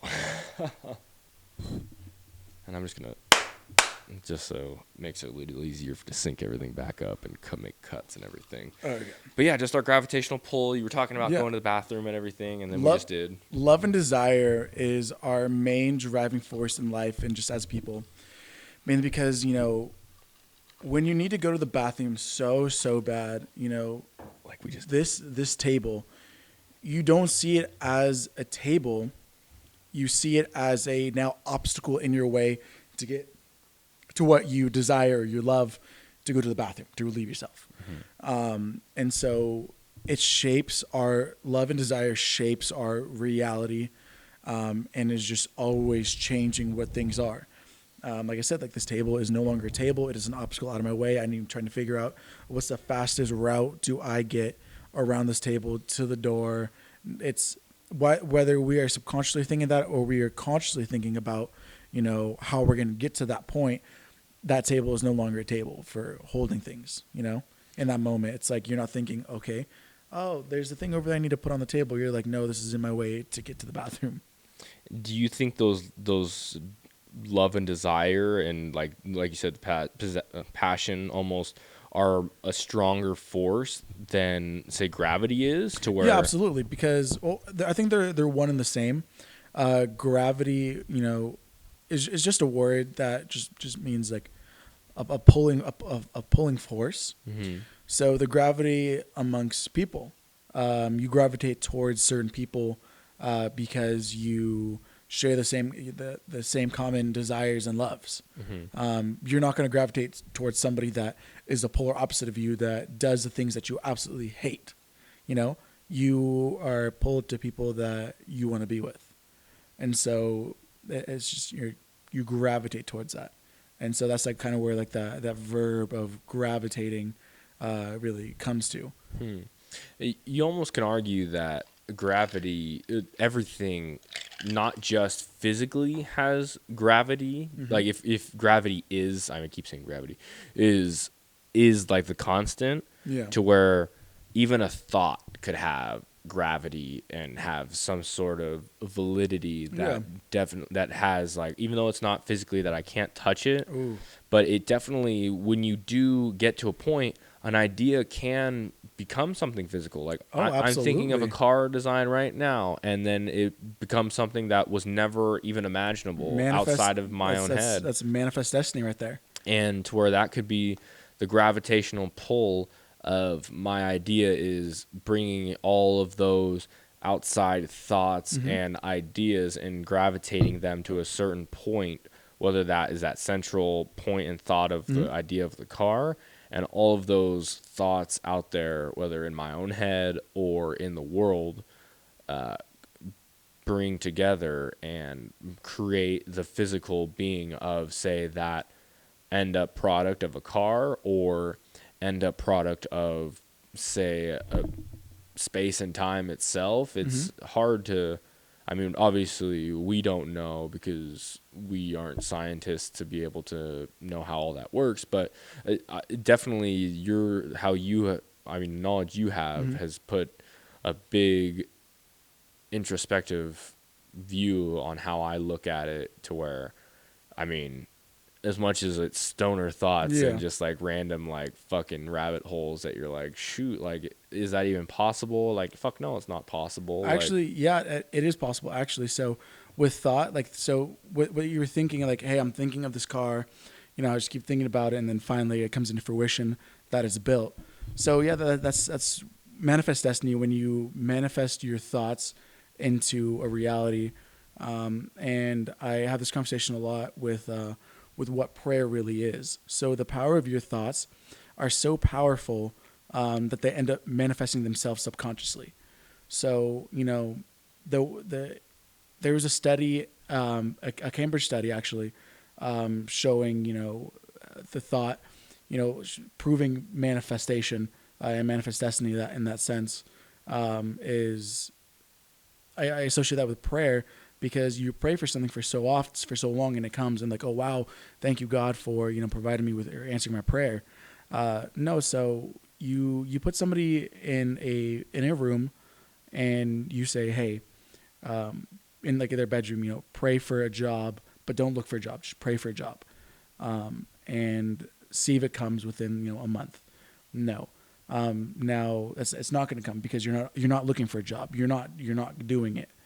But you're not like letting people know, hey, I'm looking for a job. You're just like, just pray for it, and that's it. Don't say nothing, do it. If you are constantly thinking, so now you pray for that job, but now you're actively looking, and you just kind of like talk to people about it. You're subconsciously going to be looking at other jobs. You're going to be talking about it. You're subconsciously going to be, gravitating towards finding a job based on your thought process. Your subconscious is so powerful, especially in REM when you sleep, which helps, which will, you do stuff subconsciously, like, hey, I grabbed this drink. Oh wait, there's no drink there. It's like it's kind of just like subconscious, like, oh shoot, I'm doing something subconsciously. And it will just kind of just come into fruition based on your acts subconsciously. So you're subconsciously like looking, you stumble upon something like, oh shoot, how did I come across this? Well, it's not by just fate or chance. It's from your thoughts and your subconscious. You're manifesting it. Exactly. It's crazy to think that obviously, like, you have a sense of taste and smell that you're like, oh, that smells good, I could really go for that. But like, sometimes you're the only one that really smells something. Like, as physical that is, and you're like, I don't smell that out in the air. Like, it smells like fucking shit right here. Like, I don't smell that at all. Like, why did you fart? But it could be in the same token of it being like you having an idea or something that, like you said, you're manifesting it to, like, oh shit, that smells good, or that has a bit of validity to where then it ends up becoming more than it really is, even though you think it's nothing. It's something that you can, again, as an idea, you can utilize as making it a profit off of it, or just doing something better with your own life, whether that means you found the right keys to working out and dieting, or you found the fucking key to fucking immortality. There's always going to be something that people are always visualizing and trying to find the next step and next key to where, whether that step is light speed travel or communication with aliens, or even just fucking legalizing or marijuana, to where then that's not even a thought. It's just part of our life, to where I feel like it is. We talked about at the very beginning of the podcast that it's I feel it's something that part of our community now, and it's whether it's been processed and being manifested over decades and centuries now. It's just been, so with marijuana, the reason why it's not legal and all that stuff is because the alcohol companies had lobbied against it and really started campaigns on like reefer madness and all that stuff, because they know that it's going to hurt, sales. Why would they, if you do studies on marijuana, you put 10 people in a room that smoked marijuana, they're just giggly, happy, and eating Pop-Tarts. Now you put 10 people, and they go to sleep. You put 10 people in a room and give them each a bottle of vodka.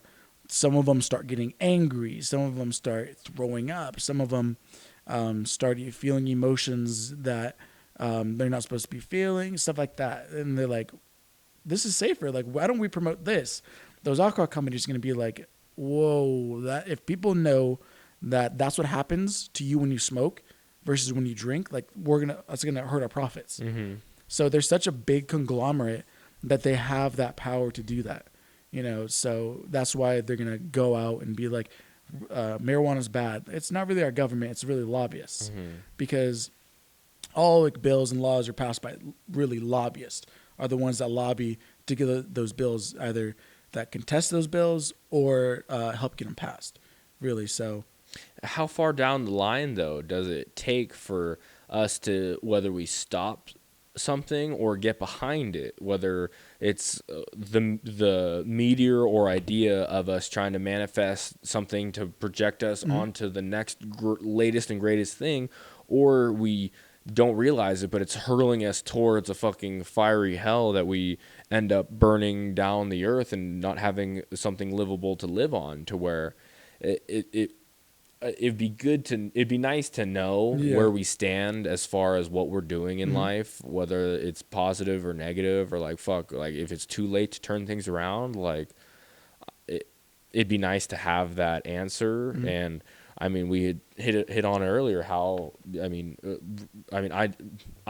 was grew up religious and whatnot. I'm not practicing religious, but I definitely respect my upbringings and whatnot, and the teachings and lessons that it gives you, to where you're able to use that and benefit your life. Obviously, if you want to stay on that path and stay on that religious side, great, good for you. But if you're able to utilize that in a way that propels you to figure out, fuck, we're about to hit a fucking comet on this light speed travel that we're on. Let's fucking change course and at least learn from their mistakes, or help the people to learn from our mistakes. It's something that everybody can at least benefit on, whether you believe it or not, or want to help in or not. It's something, whether it's religion or light speed travel, it's something that you never want to discredit or say is totally out of the realm of possibility. Because manifestation of ideas is such a tricky thing to really, kind of comprehend and really understand. It's just, when you have a thought, to manifest it into something physical in your hands is going to go through so many just different variations of it, and just you're going to go through so many different kind of trials and tribulations till you get that thing, because you have an idea and you're not going to stop until that idea is physically in your hand, but that idea is going to change over time, and you're going to run into obstacle after obstacle. So it's just really tough to get to that, and it's really tricky to control. But when you want something enough, you're going to achieve it, because you will subconsciously think about it. You are, hey, I want to be a professional football player. So I'm going to wake up every morning. I'm going to do all the right things. I'm going to do it. And then subconsciously in the back of your head, like involuntarily, you're going to be taking those steps towards it. You're going to be, always gravitating towards, watching the sports channels, watching the highlights, working out a little bit more, working a little harder. Your work ethic is going to be a little more better than the others. You're going to be a little more competitive. It's just subconsciously you're thinking, like, how can I get ahead? How can I get ahead? How can I get ahead? And just like that's just one of the tricky things to be able to control it is a tricky thing. If anybody can control how to manifest ideas, they're going to be the most successful person in the world. But opportunity just comes in the weirdest ways, and opportunity I don't think is really fate. I think opportunity is subconsciously bringing you to it. I don't think opportunity just doesn't land in your lap. You gravitate towards people that are going to bring you to that opportunity. Mm-hmm. So that's when I say, like subconsciously you're going to be thinking about that kind of stuff, and you just gravitate towards it. Yeah, and as a human species, and every species, you don't physically know, all right, it's time to walk. You start like obviously getting pushed to it, whether it's from somebody else physically pushing you to start learning how to walk, or you start learning, like, I got to start moving and getting in a way that I can thrive in this environment around me. And obviously humans have evolved to a point to where it's second nature. It's part of something that we walk, talk, and eat and breathe, and don't even realize that we're doing it. And hopefully we get to a point that whether it's space travel or time travel or whatever the case may be, that it's something that we don't even realize we're doing it. But it's going to take time, and it's going to take progression to get there. And obviously it's unfortunate that, not unfortunate, but we're not there already, it's not out of our own control, but it's, you never know what's going on around us, to where if there are aliens and they already know all this stuff, like, it'd be great that they told us. Maybe it wouldn't. It's hard to have those checks and balances without experiencing and learning it. And in the time frame we live in, with the age of instant information, to where it's something we're used to on a daily basis. We could literally look at our phone and have anything we want in front of us, just as far as knowledge wise, even pick anything. It takes within a day to get a physical product in front of you nowadays with Amazon Prime, and to where it's something that was never in the realm of possibilities, even 100 years ago, let alone 1,000 years ago, and millions of years ago when the Earth was formed. If it was formed by aliens or something that was trying to, I don't know, do an experiment and conduct a study just similar to how we are with medical marijuana and studies that right now, maybe they're studying, testing human or genetic modification on us right now. And it's something that they have to go to a different planet to do, because the regulations here on our planet, it's a Schedule 1 regulation. We're not allowed to do it because testing on human, it's not allowed. We're not allowed to do it here, so we have to go a different galaxy away or a different dimension to go figure it out. That's funny. That'd be cool. And thought about that. To say that that's out of the realm of possibility. The fact that I'm thinking it right now and said it, it's manifesting itself to where it could be. It's in the realm of possibility, and it's it's out there in the ethos of us, let alone just talking about it and thinking about it. And I don't know, the fact that Isaac Newton and all these guys were talking and thinking about all this crazy shit and probably were ridiculed for their thoughts and studies back in the day, to where they spent hours and decades of time and research trying to figure out one thing as one person, let alone if we were to collectively put all our minds together and have like the entire planet focus on, say, just one thing, like time or nuclear power. If we were to all focus on that, like, then even the people that have negative, that want to focus on the negative sides on it, will end up seeing the the fruits of their labor, whether their fruits are rotten or fruits are fucking ripe and juicy. They're gonna somewhat see a result to it. So, and it's hard if all the water is going to different plants. If you want to see one result, or at least you got to put in your water and effort into it. So what do you think about this whole, like, what we're going through right now? This is such a massive kind of switch. You know, what do you think about this whole, you know, Black Lives Matter movement and this massive kind of focus on, you know, the African, there's black in general around the world, actually. Well, what's your opinion on it? The fact that it's even, I mean, not that it's not a topic, because obviously it has been a reoccurring topic, like you had said, between the Jews persecuted with slavery. Yeah, slavery itself has always been. It's in human nature. It's human nature for somebody to want to instill their power onto another person, whatever the case may be. If it's a factor of skin color, if it's a matter of intellectual capability, it's a human nature of wanting to, and not just human nature, but animal nature of wanting to display dominance, because in moose, the dominant one is generally the one that's going to be reproducing and getting their genes to be brought on to future generations, to where if a certain walruses do it as well. They fight for it. Every animal, I would assume, has some sort of display of dominance and power, to where obviously when you get to a point that it gets out of hand, that you can't control it, it's something that snowballs and turns into an avalanche. Like I said, you can't control it. And obviously I'm not saying that, say, racism and whatnot is going in our country can't be controlled, because obviously if it's something that is not being seen in other countries or throughout the world, which it's actually being seen in more countries than less. Italy is a horrible. South Africa is stuck in the 60s right now. They're still dealing with Italy, racism and everything. Racism towards blacks in Italy is bad.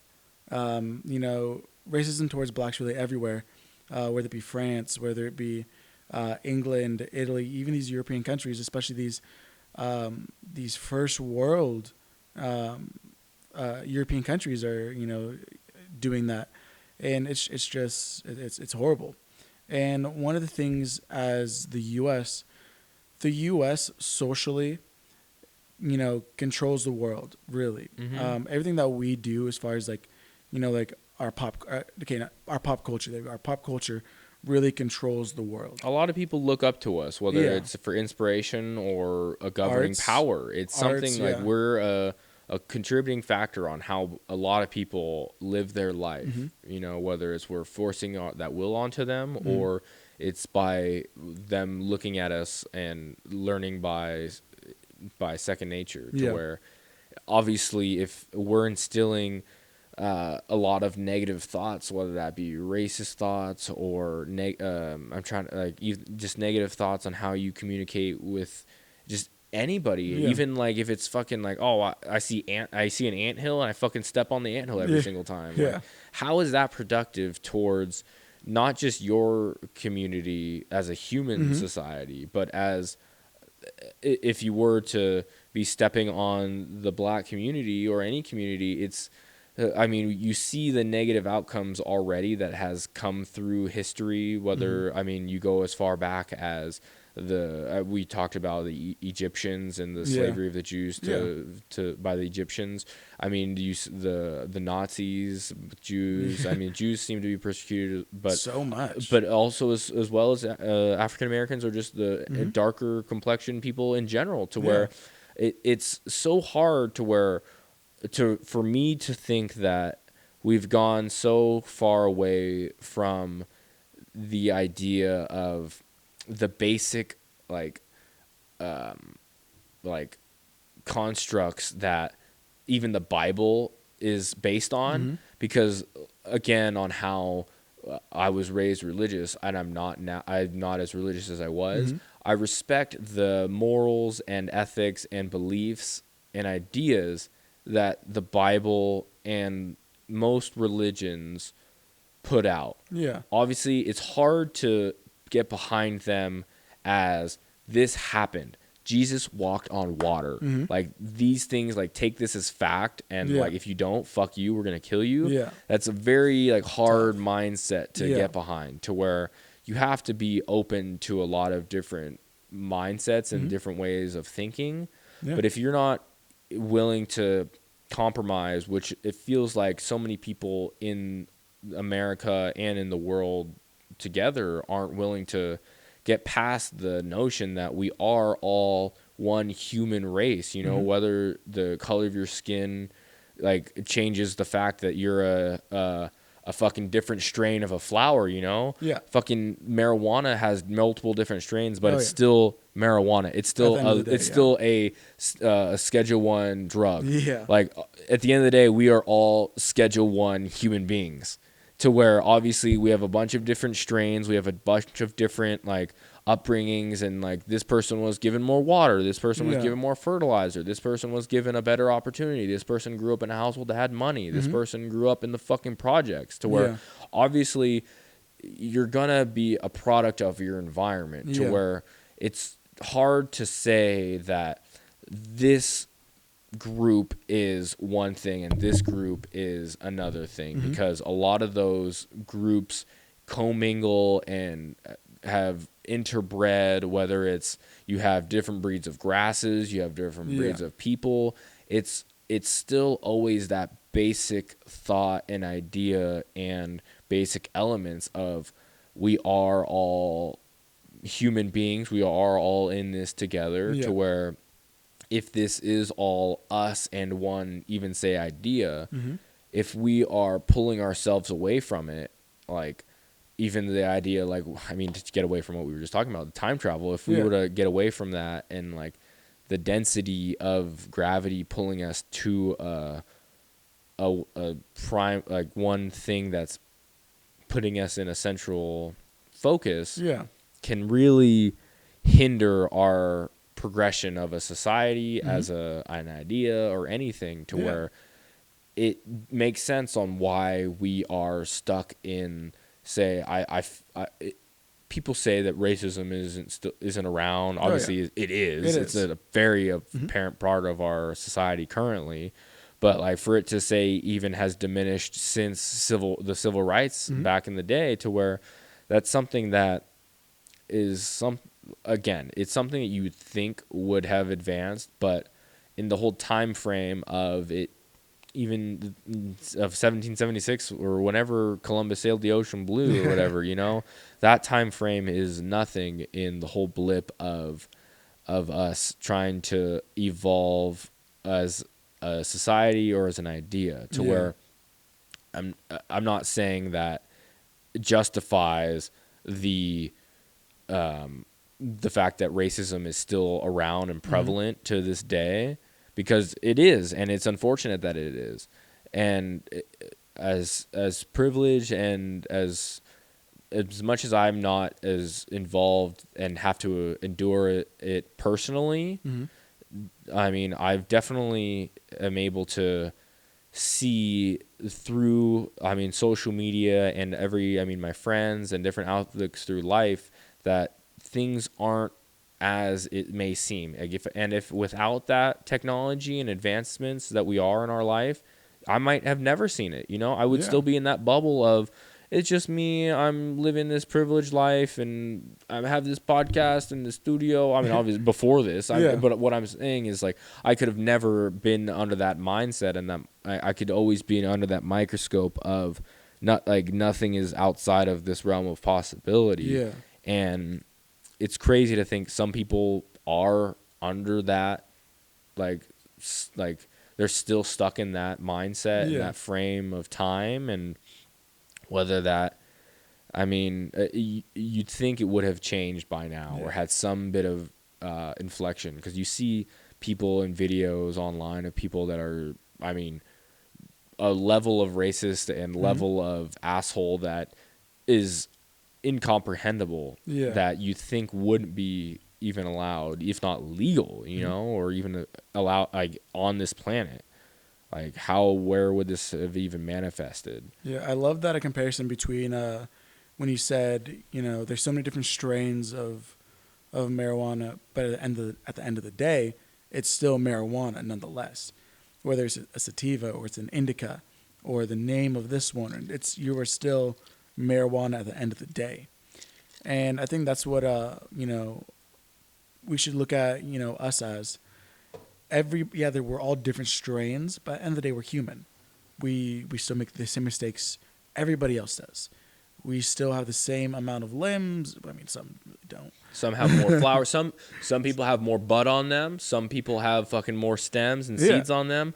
But at the end of the day, it's still part of that product, to where if we were to lump that into being negative, okay, then we all are negative. Like if somebody were to be like, all right, well, black people are negative, they're the problem, somebody's gonna take this as a soundbite and really run with it, and fucking it's gonna ruin me before I even try to become a stand-up comedian. It's gonna be me. You're the one that's gonna clip it, and it's gonna be posted on the Bernardo Rabago. It better be used as a clip. Like, all right, guys, let's check this out from this episode of the Racist of the Week. We have Max. Racist of the Week. Please clip this and use this on your podcast. I will fucking die. Did you hear what he just said?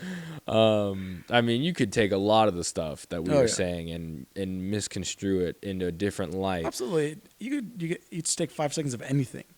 Like if you don't know like the context of it, you could take everything. That's why comedy is so like it's crazy, because I heard Rogan talk about it, as well as Bert and Theo Vaughn were talking about it, how you know, these shows, it's easy to see, you know, if somebody took a little quick video of somebody saying a joke and it starts going viral, but you don't know the build up to that or the end of it. Yeah, exactly. And so, you know, that's why a lot of these comedians are doing shows like put your phone in a bag, all this stuff. So, and not that that's deterred me from doing comedy at all, but it's definitely made me be conscious of what I am putting out there. Obviously, this is only my 7th episode, and I'm still like really being free about it. Just be raw, just be you, just do it. I mean, people are gonna get offended no matter what. No matter what you say, you can never please 100% of the people. If you can just please the people that are loyal to you, without being like really like harmful, but if it's in the realm of comedy, and you know it's like it's a joke, it's not like that's not who I am. It's just a joke.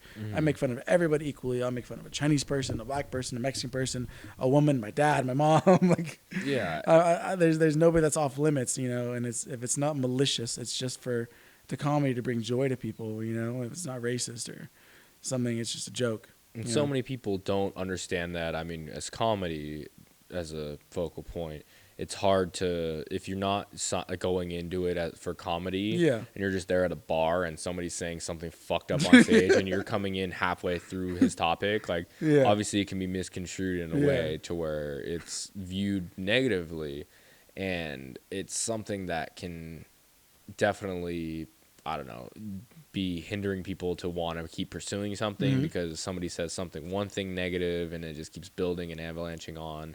And you end up not wanting to keep pursuing something, to where that's why I love the fact that I'm just kind of, like you said, just doing this raw. I'm not really, obviously people could email in. I haven't even checked the email for this podcast. If people are emailing in, probably not. I'm not telling people, hey, actually make sure to follow, like, and subscribe on this, and email in with any fucking, I don't give a fuck. Nobody could be listening to this. I I actually mean, DMs is really like where it's at. Like, you know, like people should like DM you and stuff. So yeah. it's like once you get like that first DM, it's like, wow, like this is great. Like I'm doing this for you, guy.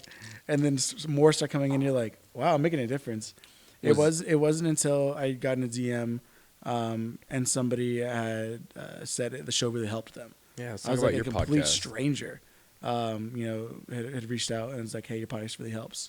That's where it's a stranger. Yeah, stranger. When you have a stranger come to you and be like, hey, your podcast really helps me. I'm like, I don't know you, guy, but thanks. Like, I appreciate it. How long did it take for a stranger to reach out? Because It wasn't until we were about around like seven episodes, 10 episodes, because that's when we were really like starting to gain a lot of like traction.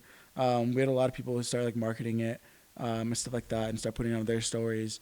So like through word of mouth, because everybody has a following, and you know if somebody likes a certain person enough, they can be like, hey, I'm gonna check that out. Like if they like it, maybe I might like it. mm-hmm. So that all goes towards that, and so just through word of mouth, it started getting a lot of popularity that way. Did you feel that? I mean, the fact that you guys were in college and whatnot had a Made it so much easier. big Yes. play into that, where you guys were just because we reached a larger audience through that way, because you know we just are coming across so many people every day, especially you know Riley being in Greek life, at his school, and knowing just so many people, interacting with so many people on a week, a daily to even few like days time, he's gonna come across like 100 people. Yeah, and you're gonna drop the fact that you have a podcast or even have been on a podcast to where that exposure will get itself out there, and whether that's one download and that amplifies to that person telling so many other people to where it goes on to another level. And I mean, have you really focused on? I'm not focusing, but I'll look at the numbers and see where I'm at as far as downloads and everything. Yeah. But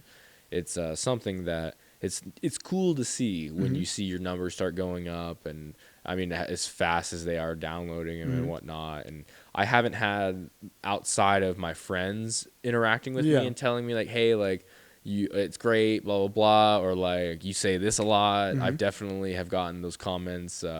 And I appreciate them. I look at it as I have food in my teeth, and you're telling me, like, or like my fucking breath smells like, hey, dude, take a piece of gum. Yeah. Shad has told me, shout out Shad Soto.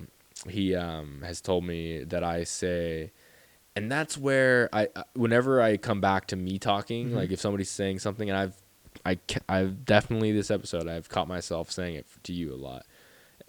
I'll say, and that's where. And I'll go off on whatever. So like I've been saying that a little bit too much to where at least I'm conscious of it and making a point to like try to take it out of my vocabulary. I don't want people to be burnt out on it. I mean, if people aren't burnt out already, I mean, we're already fucking we're just shy of 2 hours of recording this podcast. Wow. With a 5-minute bathroom break. Yeah. So I think it just goes into just usually if you're new to like speaking to a mic, I was absolutely just ass when we first started, and as time goes on, you get more comfortable being on mic and stuff like that. So it gets easier to navigate through all that stuff and just feel comfortable on it. So, you know, you're 7 episodes deep. I mean, if you look back at episode 1 and 2, the amount of progress that you've made, how comfortable you're getting, the way that you're circumnavigating your conversation and stuff like that has gotten a lot better versus, you know, episode 1 and 2. Yeah, I mean, it's night and day. Even just looking at mine. You feel it. I definitely feel it. I mean, I'm only 7 episodes in, and I feel it. It's definitely, I mean, just the recording vibe has gotten, I'm more comfortable with it. The whole editing has definitely been a smoother process. It's not trying to get your feet off the ground and trying to figure out, like, am I going to do this or that? Yeah. And it's definitely eases the mind in that sense, but I'm still trying to get my feet off the ground and get rolling and everything, and to where it's definitely fun to do and experience. And I mean, again, it's cool to see that you were, you're only the few people that I know. You're the only person that I know that has their own podcast, let alone have been on a podcast.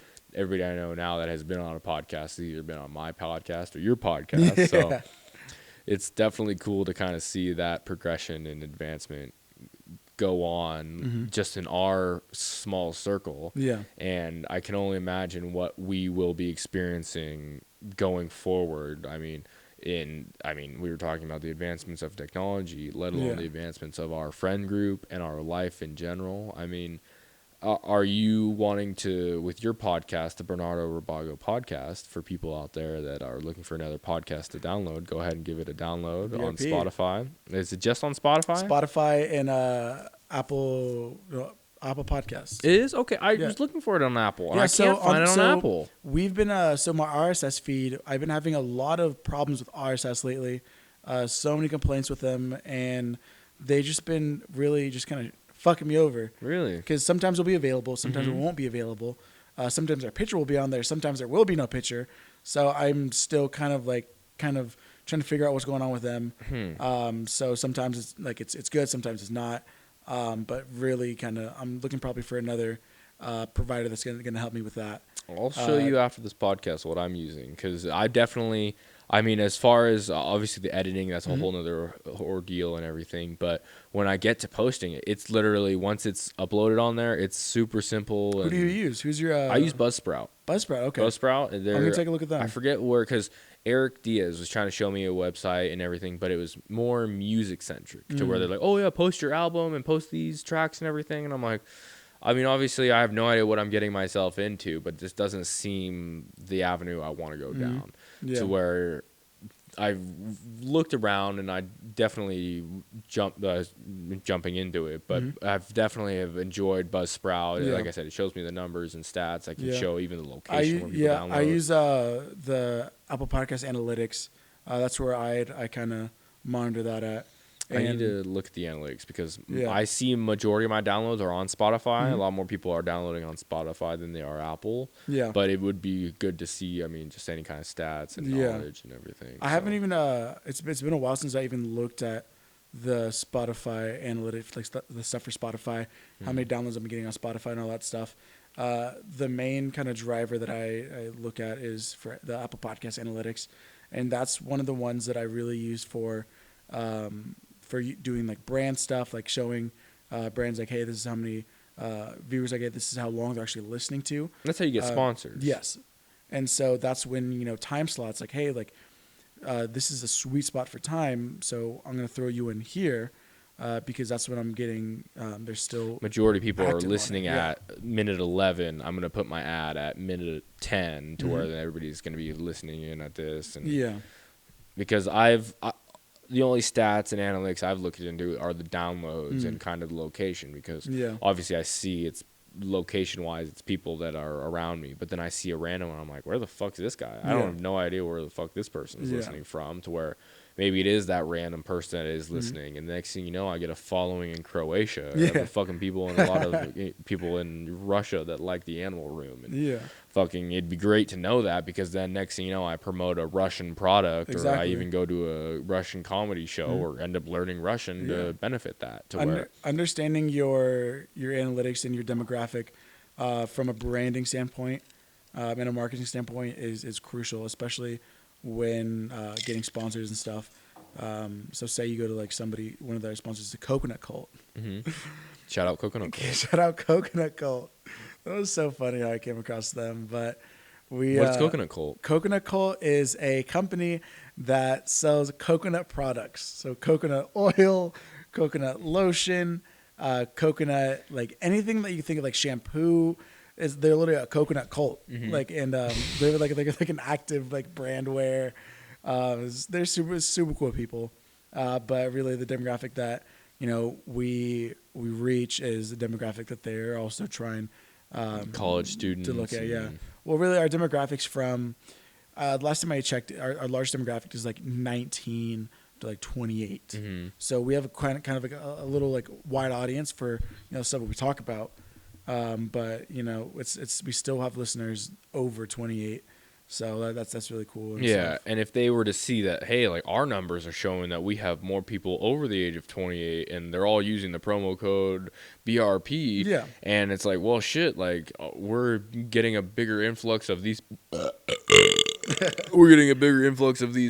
Yeah. like shit, let's keep advertising to them, and next thing you know, they're getting a different a market that they, I mean, are putting in minimal amount of investment into, similar to how we were talking at the very beginning of the podcast with the recruiting. You put in $2,000 a month to fucking move a kid up here to live in your school district, but in reality, you're making $200,000 a fucking football game just in ticket sales and shit like that. It's astronomical, the benefits that.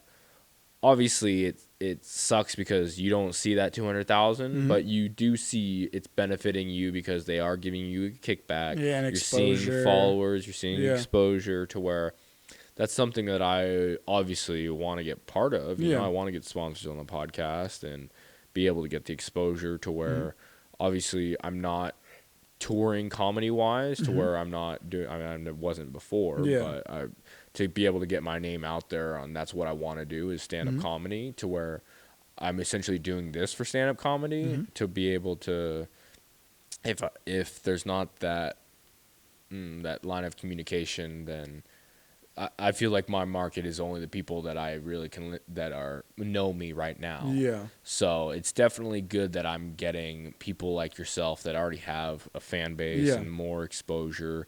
So people like Ryan Lilly and all these other people that are coming on the podcast, like even if they have similar circles as mine, there's the one or two people that are able to reach out to and they hear that. Fuck, Bernie talked about this topic, and it's helped me with my depression, or helped me with this hangover. And gets you to that next step. And they tell somebody else, and they tell somebody else. The word of mouth is just... And next thing you know, you're making fucking money and paying your rent just on a fucking podcast and advertising. And it's crazy how people nowadays are making money off of YouTube and Twitch and all these things. I mean, that you would have never thought about. Playing video games can make you money, or recording yourself and posting online will make you money. To where, as much as I'm not trying to make money off of this, it would be great to be able to have this be a career and not have to worry about having a 9-to-5 job and actually physically doing manual labor anymore. I'm obsessed with this. Dude, that tequila is so fucking good. Shout out to Terramana Tequila. I'm literally going to get a bottle of this after I leave. That's the Reposado. It's both of them are limited runs. The Terramana Tequila, it's my favorite tequila ever. Where can I get this? You can get this at most every every place that sells alcohol. Most liquor stores. They are, like I said, it's a limited run, so most places are like out of stock, or like they run out within the hour of them being shipped there. I'm probably gonna try Albertsons, see if they have a bottle. Bear Creek Market right here. Bear Creek Market has it. Okay. They have this Reposado. They don't have any of the Blancos. Okay. The Blancos are great for cocktails. This is great for this. Like I said, this tequila and Coke that we started off this with. I'm telling you, bro. I'm drinking that. It's charro. If you go to Mexico, a charro negro, it means like dark cowboy. Yeah.